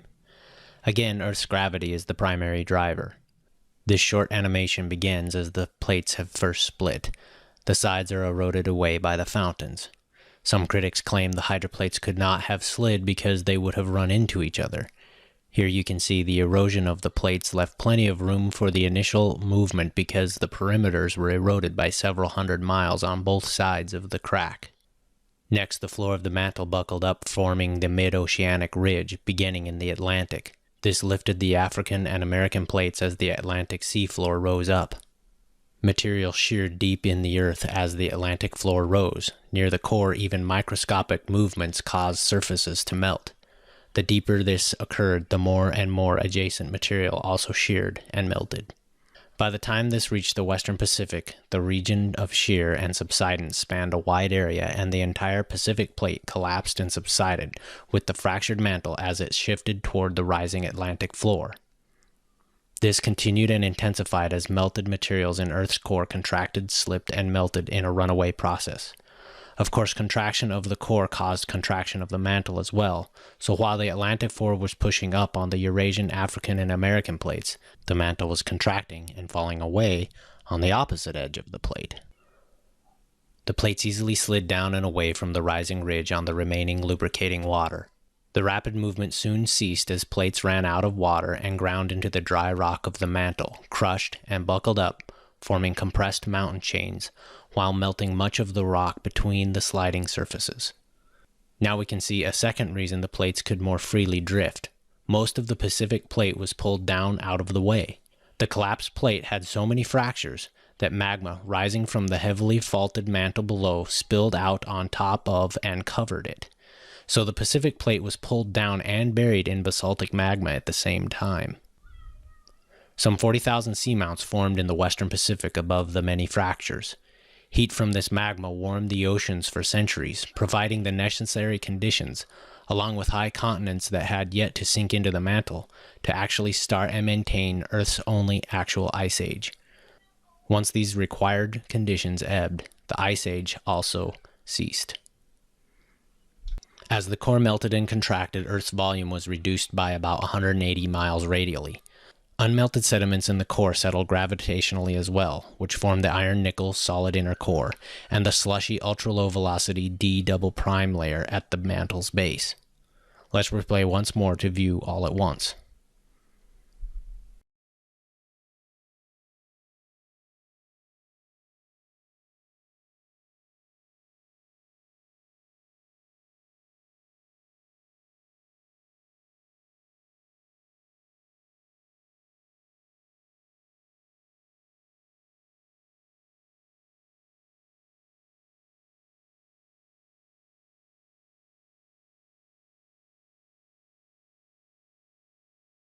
Let's now review the main events in the Genesis record in light of the topics we've covered in the Hydroplate Theory.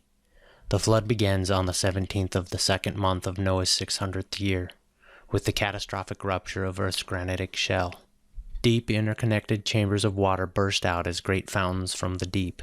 Heavy rain falls from the fountains for 40 straight days, then suddenly stops even though the waters continue rising. In the early stages after the rupture, some regions of Earth are buried in supercold hail and muck, trapping, freezing, and preserving mammoths and many other plants and animals. At the same time, Earth's hydroplates are fluttering from the powerful horizontal flow of the ocean of escaping water below. The resulting pressure waves in the granite's quartz produces huge voltages which arc within, producing focused nuclear fusion and fission events, which birth Earth's heavy radioactive elements. The chaotic environment filled with many high-speed subatomic particles bombard the new, fragile heavy nuclei, greatly accelerating their decay rates. The heat generated greatly accelerates the flow of the escaping fountains. Some materials swept up in the violent hypersonic flow of the pulsing fountains are accelerated to such high speeds that they escape Earth's gravitation. An ocean of water, rocks, minerals, gases, dust, and organic remnants are blasted from Earth into the solar system, eventually becoming what are now observed as comets, asteroids, meteoroids, and trans-Neptunian objects. Floodwaters continue to rise even though the rains have stopped, as subterranean waters continue to escape from below. Plants and animals are buried in the muddy waters and eroded sediments. Repeated liquefaction of sediments produces stratified layers in which buried animals and plants are sorted into a sequence that some today mistakenly claim was produced by millions of years of evolution. After about 150 days, the hydroplate's perimeters have been eroded hundreds of miles and have thinned, forming continental shelves and slopes. The mantle floor can no longer support the imbalance from the missing material and bulges up, producing the mid-oceanic ridge. Rapid continental drift begins as plates slide away from the rising mantle floor. Soon the plates crash into the mantle floor as they run out of the lubricating water below. The compression event crushed and thickened the hydroplates and formed mountain chains. As that land thickened and rose, the floodwaters drained into very deep ocean basins. Much of the world's buried plant life is compressed and heated, forming many coal and oil deposits. The big roll of Earth's surface begins. After 150 days, the ark comes to rest on a newly formed mountain rising out of the waters. Meanwhile, the rising Atlantic seafloor causes shearing far below, and Earth's core begins melting and contracting as it extrudes toward the rising Atlantic. The Pacific hydroplate on the opposite side of Earth is pulled deep down under miles of rising magma, which is expanding up from the crossover density boundary. The Pacific seafloor is then covered in volcanic seamounts. A great wind is observed as the atmosphere adjusts to the subsiding Pacific plate, and ocean trenches are produced by the deformations. For centuries afterward, heat from the rising magma warms the oceans, greatly increasing evaporation rates. That, in combination with the newly formed continents yet to fully sink into the mantle, cause Earth's first and only ice age. 74 days after landing on Mount Ararat, surrounding mountains finally become visible. Noah begins sending birds out in regular 7-day intervals, observing their behavior. After 314 days since the flood, land is fully visible. Noah uncovers the ark. Apparently conditions are still too unstable to exit. Finally, 57 days later, after 371 days since the rupture, the land is dry and stable enough for all to exit the ark. Unbeknownst to Noah's family, the melting inner Earth is gradually increasing Earth's spin rate. The 360-day calendar they've used to chronologically track these events will soon be obsolete and confuse many generations of their offspring. As the newly formed mountains slowly settle into the mantle, frictional heating melts rock, generating magma. The magma is then injected under the adjacent crust, causing the weakest portions of the crust to fracture and rise to become plateaus. As the thickened continents sink into the mantle, the initially deep ocean floors rise to today's level in compensation for the downward flow of mass. Of course, sea levels rose with the ocean floors, and the continents were divided by water in the days of Peleg. That concludes this overview presentation of hydroplate theory. Hopefully this has been helpful in bringing visual clarity to some topics which can be rather difficult to conceptualize. I'd like to thank Dr. Brown for reviewing this material and providing many inputs which improved the end product. For more information, details, and reference materials, I highly encourage you to visit the Creation Science webpage listed here.